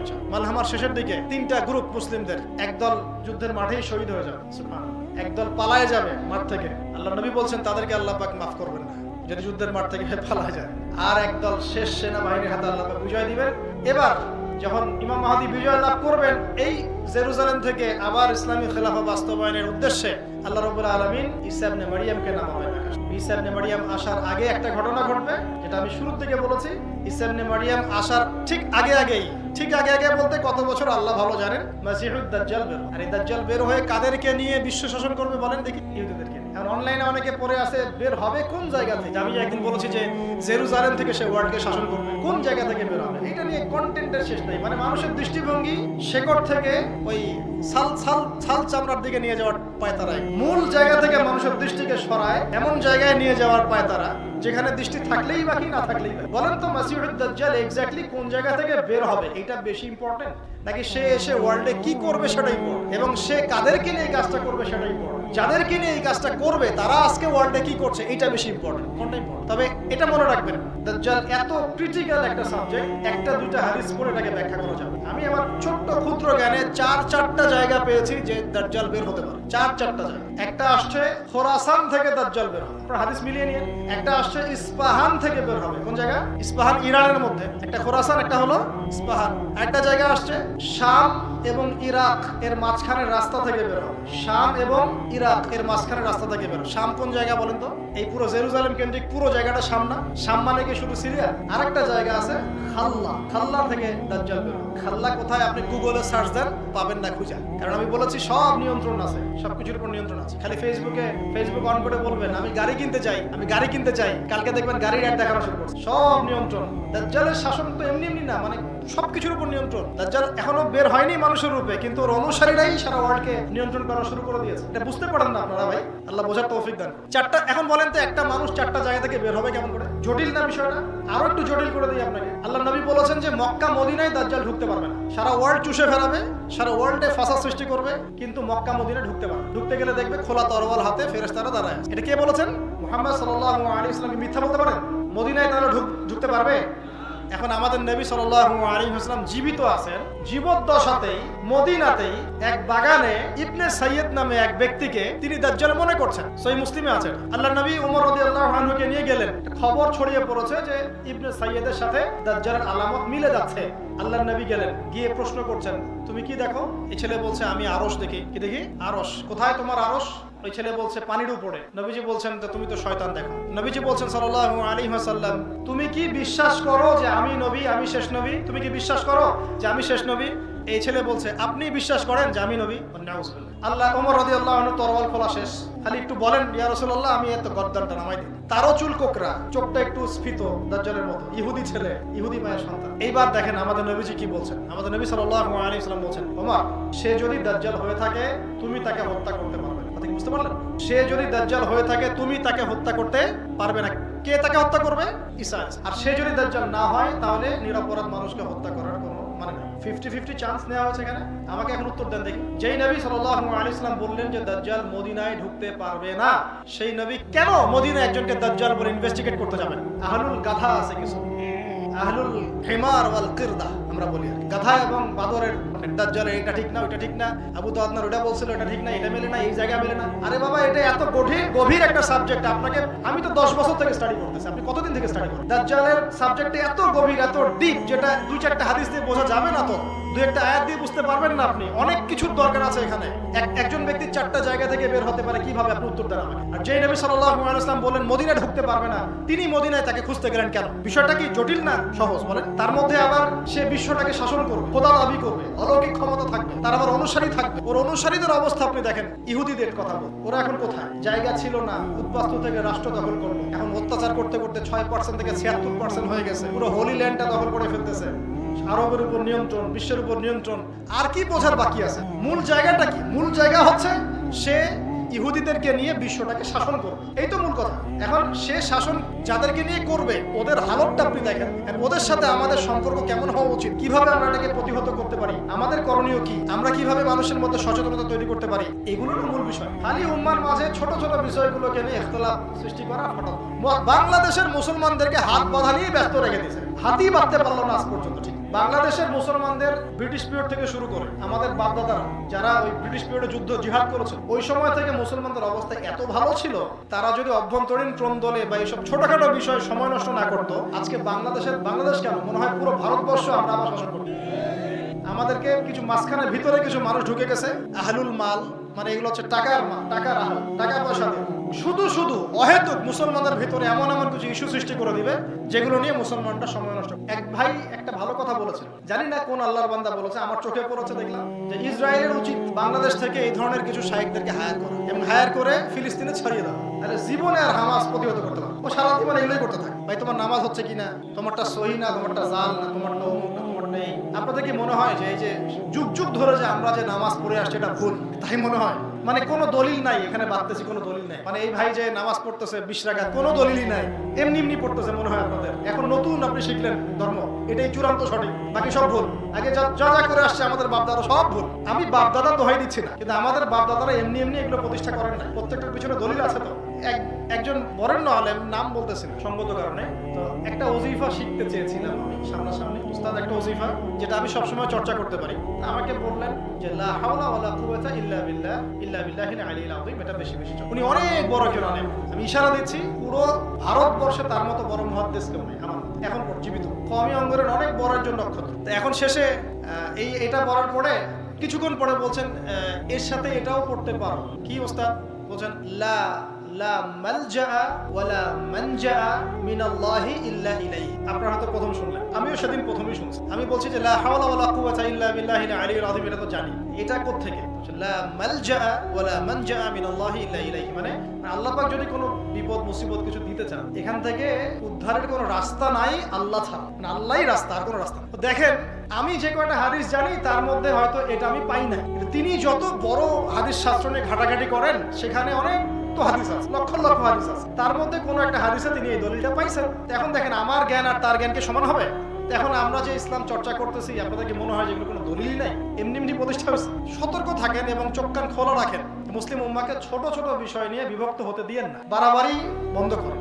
সর্বশেষ কথা হচ্ছে যে এখন তারা এই অপেক্ষায় বসে আছে ওদের মাসিহ আসবে। দাজ্জালের সাবজেক্টটা ক্রিটিক্যাল না সহজ? অনেক ক্রিটিক্যাল, এটা নিয়ে অনেক বেশি কথা বলার দরকার আছে, বইয়ে পাবেন ইনশাআল্লাহ। আর সর্বশেষ কথা, ওরা এই মাসিহের প্রতীক্ষায় বসে আছে, তার আসার কিন্তু বেশি সময় হয়তো বাকি নাই। বেশি সময় বাকি নাই বলতে কত সময় বাকি নাই সেটা তো আমি জানি না, কিন্তু আলামতগুলো দেখে যা বুঝতে পারতেছি সামনে আরো অনেক রক্ত ঝরতে পারে, মুসলিমদের অবক্ষয় হতে পারে, প্রতিরোধও বাড়বে। এখানে আরব বিশ্বের কি ভূমিকা হয় আমরা দেখবো। আমাদের জায়গা থেকে আমাদের কি করণীয় সেগুলো কয়েকটা পয়েন্ট খালি আমি টাইটেলগুলো বলে শেষ করে দিচ্ছি। আমরা জানি যে ফাইনাল গন্তব্য হচ্ছে দাজ্জালের শাসন, তারপরে ঈসা ইবনে মারইয়াম তাকে হত্যা করবেন এবং ঈসা ইবনে মারইয়াম তাকে হত্যা করে এই জেরুজালেম থেকেই সারা বিশ্বটাকে আবার শাসন, কারণ তিনি সেই মাসিহ, সত্যিকারের মাসিহ। এবং তারপরে পৃথিবীতে কোনো নৈরাজ্য থাকবে না, জুলুম থাকবে না, ইনশাআল্লাহ পুরো পৃথিবী সুকুন আমনে চ্যান এগুলোতে ভর্তি হয়ে যাবে। 40 বছর তিনি ওয়ার্ল্ডকে শাসন করবেন, 40 বছরের মধ্যে তিনি বিয়ে শাদী করবেন, তার সন্তান হবে, তার ইন্তেকাল হবে ইত্যাদি। এরপরে মানুষ আবার আস্তে আস্তে খারাপ হওয়া শুরু করবে। খারাপ হতে তো সময় লাগে নাকি? আমাদের এই অবস্থা 100 বছরে হয়েছে, খারাপ হতেও আরো হয়তো অনেক সময় লাগবে, আল্লাহ ভালো জানেন। এত খারাপ হবে যে আল্লাহ আল্লাহ এরকম বলার মতো একটা মানুষও থাকবে। ওই অবস্থায় আল্লাহ পাক কিয়ামত দিবেন। আমরা ওই যুগ দেখতেও চাই না, ওই সময় পর্যন্ত বাঁচতেও চাই না, তাই তো? আমরা সামনে যা দেখতেছি এখন এইটুকু আমাদের, আমরা ব্যক্তিগতভাবে কি করতে পারি আর রাষ্ট্রীয়ভাবে কি করতে, আমাদের হাতে ক্ষমতা আছে কি? সারা ওয়ার্ল্ডে কি আমরা রুলিং স্টেট? আমরা এখানে অনেক গলা ফাটায় কথা বললাম, আপনারা তো অনলাইনে বলেন অগ্নিঝরা বক্তব্য, এইটা সেটা, আসলে এগুলোর ফায়দা নাই। কি অগ্নিঝরা বক্তব্য? কোত্থেকে অগ্নি ঝরতেছে আর কোথায় গিয়ে অগ্নি পড়তেছে? সেই অগ্নিতে পুড়তেছেই বা কারা? আদতে কি ফায়দা হচ্ছে? আমরা এখন যেটা বলছি, আমাদের অ্যাটলিস্ট আমরা যেন আল্লাহর কাছে বলতে পারি যে আল্লাহ আমরা আমাদের জায়গা থেকে এতটুকু করেছি। প্রথম কথা ভাই, আমরা আমাদের হায়াতটাকে মূল্যায়ন করি। আমরা যে ভালো আছি, তারা যে কষ্টে আছেন, এইসব দুর্দশা আসার আগেই আমরা জীবনটাকে ঢেলে সাজাই, এটা কাজ কিনা ভাই? আমাদের উপর এরকম দুর্দশা আসার আগে আমরা অ্যাটলিস্ট আমাদের জীবনটাকে ঢেলে সাজাই। আল্লাহ পাক তৌফিক দান করুন। আমি নামাজ শুরু করি ভাই, নামাজ, যাকাত দেই, রোজাগুলো রাখি, যে যতটুকু ইবাদত করি একটু বাড়াই দেই, নফল নামাজগুলো পড়ার চেষ্টা করি, সুন্নতের একটু পাবন্ধ হওয়ার চেষ্টা করি। এগুলো করতে গিয়ে আমাদেরকে খুব বেগ পেতে হবে। যারা আমরা নামাজ পড়ি 5 ওয়াক্ত, প্রত্যেক নামাজে এক মিনিটের জন্য হলেও কি আমরা ভাইদের জন্য দোয়া করতে পারি না? পারি কিনা ভাই? কয়জনের মনে থাকে এই কথাটা? কয়জনের মনে থাকে? প্রত্যেক জুমায় আমরা কি এগুলো মিম্বর থেকে আওয়াজ তুলতে পারি না? আমরা কি কুনুতে নাজেলা পড়তে পারি কিনা? কুনুতে নাজেলা কি? কুনুতে নাজেলা হচ্ছে জালেমের উপরে বদদোয়া। আমরা কি জালেম উপর বদদোয়া করতে পারি না? আমরা আমাদের কাজগুলো করি। আমরা কি আমাদের তাসকিয়া, আত্মশুদ্ধি অর্জন করতে পারি না যে আমরা এমন ভাবে আল্লাহর কাছে দোয়া করব যে আমাদের দোয়ার বদৌলতে অনেক কিছু হবে ইনশাআল্লাহ? দোয়া দিয়ে অনেক কিছু হয় না, বিশ্বাস করেন। 3 লক্ষ সৈন্য মোতায়েন করেছে কয়েকদিন আগে এবং অনেকগুলো ক্রাফট রেডি, ফ্লাই করবে, ফ্লাই করতে পারলো না। 3 দিন পর্যন্ত ফ্লাই করতে পারলো না। কেন? আল্লাহ পাক আসমানটা মেঘ দিয়ে ভর্তি করে। আপনাদের কি মনে হয় না দোয়া দিয়ে কোনো কাজ হয়? দোয়া দিয়ে অনেক কিছু হয়। অশ্রু কখন প্রয়োজন? যখন আমাদের অস্ত্রের কোনো সুযোগ নাই। অস্ত্রের সুযোগ আপনার সামনে নাই, তখন অস্ত্রই আপনার অস্ত্র। আর ওই ভাইদের যাদের সুযোগ আছে তাদের কাছে অস্ত্র এবং অস্ত্র দুটোই কাজ করবে না। আমাদের কাছে তো এই সুযোগ নাই। তাহলে আপনি অ্যাটলিস্ট চোখের পানি তো ফেলতে পারেন, ব্যথিত হতে পারি যে আমার গায়ে একটা ফোড়া উঠলে আমি যেমন পেইন ফিল করি, মাথা ব্যথা করলে মাথায় পেইন ফিল করি, এই পেইনটুকু তো ফিল করা হতো। আমাদের আচরণ চলাফেরায় কি আসলে এটা মনে হচ্ছে যে আমরা ব্যথিত? আল্লাহ পাক আমাদের সবাইকে পরিপূর্ণ মুসলমান হওয়ার তৌফিক দিন এবং আমরা সব ভাইদের জন্য খোলা মনে দোয়া করবেন। প্রত্যেক নামাজে আপনি ভাইদের জন্য দোয়া করবেন এবং চেষ্টা করবো কুনুতে নাজেলা পড়ার, জালেমের উপর বদদোয়া করার। আল্লাহ পাক জালেমকে যেন ধ্বংস করে রাখেন। আমরা দোয়া করবো ইনশাআল্লাহ। দোয়াতে অনেক কিছু হয়, আল্লাহর ওলিদের দোয়ায় অনেক কিছু হয়। এরপর কি কিছু কাজ করা যায়? যেমন পণ্য বয়কট করতে পারেন। আমরা তাদের পণ্য ব্যবহার করব না যারা আমার বাচ্চাকে হত্যা করবে। আমরা তাদের পণ্য ব্যবহার করব না যারা আমার বোনদেরকে ধর্ষণ করেছে, যারা আমার ভাইদেরকে হত্যা করেছে। আমরা ওদের পণ্য ব্যবহার করব। আমাদেরকে বিকল্প পণ্য নাই, আছে না নাই ভাই? বাসায় গিয়ে লিস্ট করবেন ওদের পণ্য কি কি, দেখেন আপনার বাসায় ওই পণ্য আছে কিনা। বাংলাদেশে পুরো ধোয়া তুলে ফেলে দেয় যে কাদিয়ানীদেরকে বের করে দাও, এই করো সেই করো, তাই না? ওই হুজুরের বাসায় দেখেন যে সব আরে ফেল দিল, প্লাস্টিক ডোর, এটা কোনো কিছু বাদ। ইকোনমিক বয়কটটা কত গুরুত্বপূর্ণ আপনাকে বলি। যারা ইকোনমিক্স নিয়ে পড়াশোনা করেছেন আপনারা বুঝবেন, শিক্ষিত মানুষ। এগুলো বিজনেস থেকে তারা বুলেট কেনে, বুলেট, সেই বুলেট আপনার ভাইয়ের বুকে চালায়। আপনি যখন এটা বন্ধ করছেন আপনি বুলেট ঠেকিয়ে দিচ্ছেন।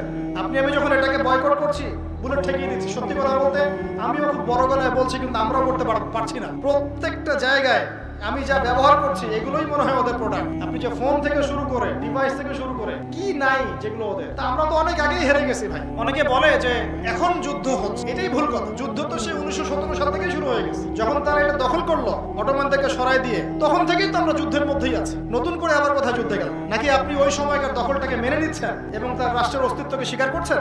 স্বীকার করছি না। তাহলে ওই সময় থেকেই তো যুদ্ধের মধ্যেই আছে। কিন্তু এত কিছুর মধ্যে থাকার পরেও ইকোনমিক্যালি আমরা স্ট্রং হতে পারলাম না। ওদের সবকিছু ইউজ করতে হবে। প্রত্যেক দিনই ভাই বোন আমরা ওদের প্ল্যাটফর্মেই ওদের বিরুদ্ধে প্রতিবাদ করতে যাই এবং এটাকে ওরা অস্ত্র হিসেবে ইউজ করে। আপনি একটা পোস্ট দিয়েছেন, আপনার পোস্ট কি কেন্দ্রিক সেটা সবাই দেখছে এবং তাদের মনিটর আছে, মনিটর হয়ে গেলেন। আপনার ওখানে কারা কারা পজিটিভ কমেন্ট করলো সব টেস্ট হয়ে গেল।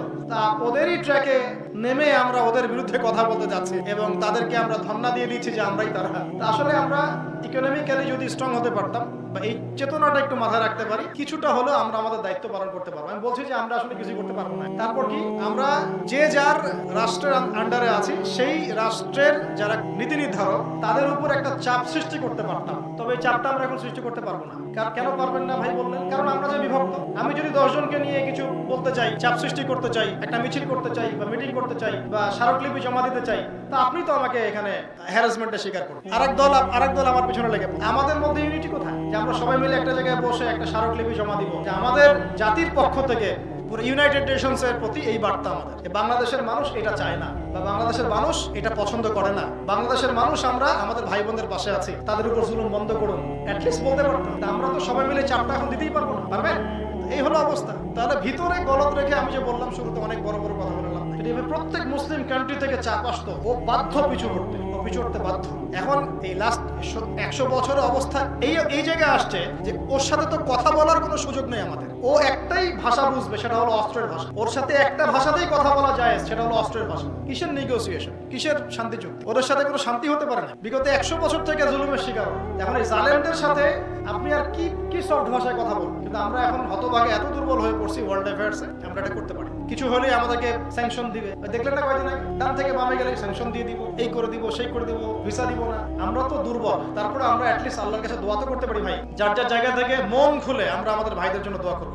আমাদের মধ্যে জেরুজালেম এবং শেষ জামানা কেন্দ্রিক সচেতনতা বাড়াবো, ইতিহাসগুলো সবাইকে জানাবো, আমাদের বাচ্চাদেরকে জানিয়ে যাব যে আসলে কি হচ্ছে, কি হতে যাচ্ছে। ওরা যেন এই গল্পটা জানে যে সামনে কি হবে, ইন ফিউচারটা কি হবে, ওরা যেন জানতে পারে। পসিবল হলে আমরা ইকোনমিক ভাবে ওদেরকে বয়কট করতে পারি। যদি আমাদের হাতে তেলের ক্ষমতা থাকতো আমরা তেল বয়কট করে ফেলতাম, দেখতাম তারপর কয়টা প্লেন ফ্লাই করতে পারে। কিন্তু এই সৎ সাহস আল্লাহ পাক তাদেরকে দেন নাই, বিকজ তাদের মসনদ টিকে আছে ওদের সহযোগিতা। বেশি বলতে চাচ্ছি না, অনেক বেশি বলে ফেলবো। মানে আমি নিজেকে আবার কন্ট্রোল করতে পারি না অনেক সময় বলতে গেলে। সবশেষ কথা, অ্যাটলিস্ট আমরা দুর্বলতার জায়গা থেকে আমাদের কর্তৃপক্ষের কাছে একটা দাবি উঠাতে পারি, আমরা পুরো নেশন জাতিগতভাবে যেন জালেমের বিপক্ষে থাকি, মাজলুমের পক্ষে থাকি। এটা আমাদের মনের দাবি, প্রাণের দাবি। অ্যাটলিস্ট আল্লাহর কাছে বলতে পারবো যে আল্লাহ, আমরা জালেমকে সমর্থন করি নাই, মাজলুমের পক্ষে আমরা ছিলাম, আমাদের হাত পা বাঁধা ছিল কিছু করতে। যাদের করার সামর্থ্য আছে ওরা যদি এখন সলিউশন না করে, আল্লাহ পাক একটা একটা করে ধরবেন আর হিসাব নেবেন ইনশাআল্লাহ। তবে হতাশ হবেন না, হীনবল হবেন না, কারণ আল্লাহ পাক ওয়াদা করেছেন তার নবীর মাধ্যমে আস্তে আস্তে এই বিজয় মুসলমানদের দিকেই ঘুরে আসবে। এবং ওই জায়গা যতক্ষণ পর্যন্ত ঈসা ইবনে মারইয়াম নিজেদের করে না নিচ্ছেন, ইমামুল মাহদী আমাদের করে না নিচ্ছেন, ওখানে দাজ্জালকে হত্যা করা না হচ্ছে, ততক্ষণ পর্যন্ত কিয়ামত হবে না ইনশাআল্লাহ। আল্লাহ পাক আমাদের সবাইকে যেন যদি হায়াত থাকে ওই দিন দেখে যাওয়ার তৌফিক দান করেন। যদি আমাদের মধ্যে কেউ আমরা বেঁচে না থাকি, আমাদের সন্তানদেরকে যেন ওই জাইশে অংশ নেওয়ার তৌফিক দান। আল্লাহ পাক আমাদের সবাইকে তৌফিক দান করুন, যাতে করে আমরা আমাদের পরবর্তী প্রজন্মকে মুসলমানের মতো মানুষ করতে পারি। আমরা আমাদের তাসকিয়া বাড়ায় দেই, আমাদের তাহাজ্জুদ, নামাজ, সাওম, দোয়া, ইস্তেগফার এগুলো বাড়ায় দেই, এবং আমাদের উপরে যেন এরকম কোনো পরিবেশ না আসে, সেজন্য এখন থেকে যেভাবে প্রিপারেশন নেওয়ার সেটা নেই। নয়তো কালকে দেখবেন আমাদেরকে নিয়ে অন্য কোনো জায়গায় ওয়াজ হচ্ছে আর অন্য কোনো বক্তা আমাদের ব্যাপারে এই নসিহতগুলো করছেন যে আমি এখন প্যালেস্টাইনের বিষয় বলবো। আল্লাহ পাক সেই দিন আমাদেরকে না দেখেন। আল্লাহ রাব্বুল আলামিন আমাদের সবাইকে দ্বীনের জন্য কবুল করে নেন।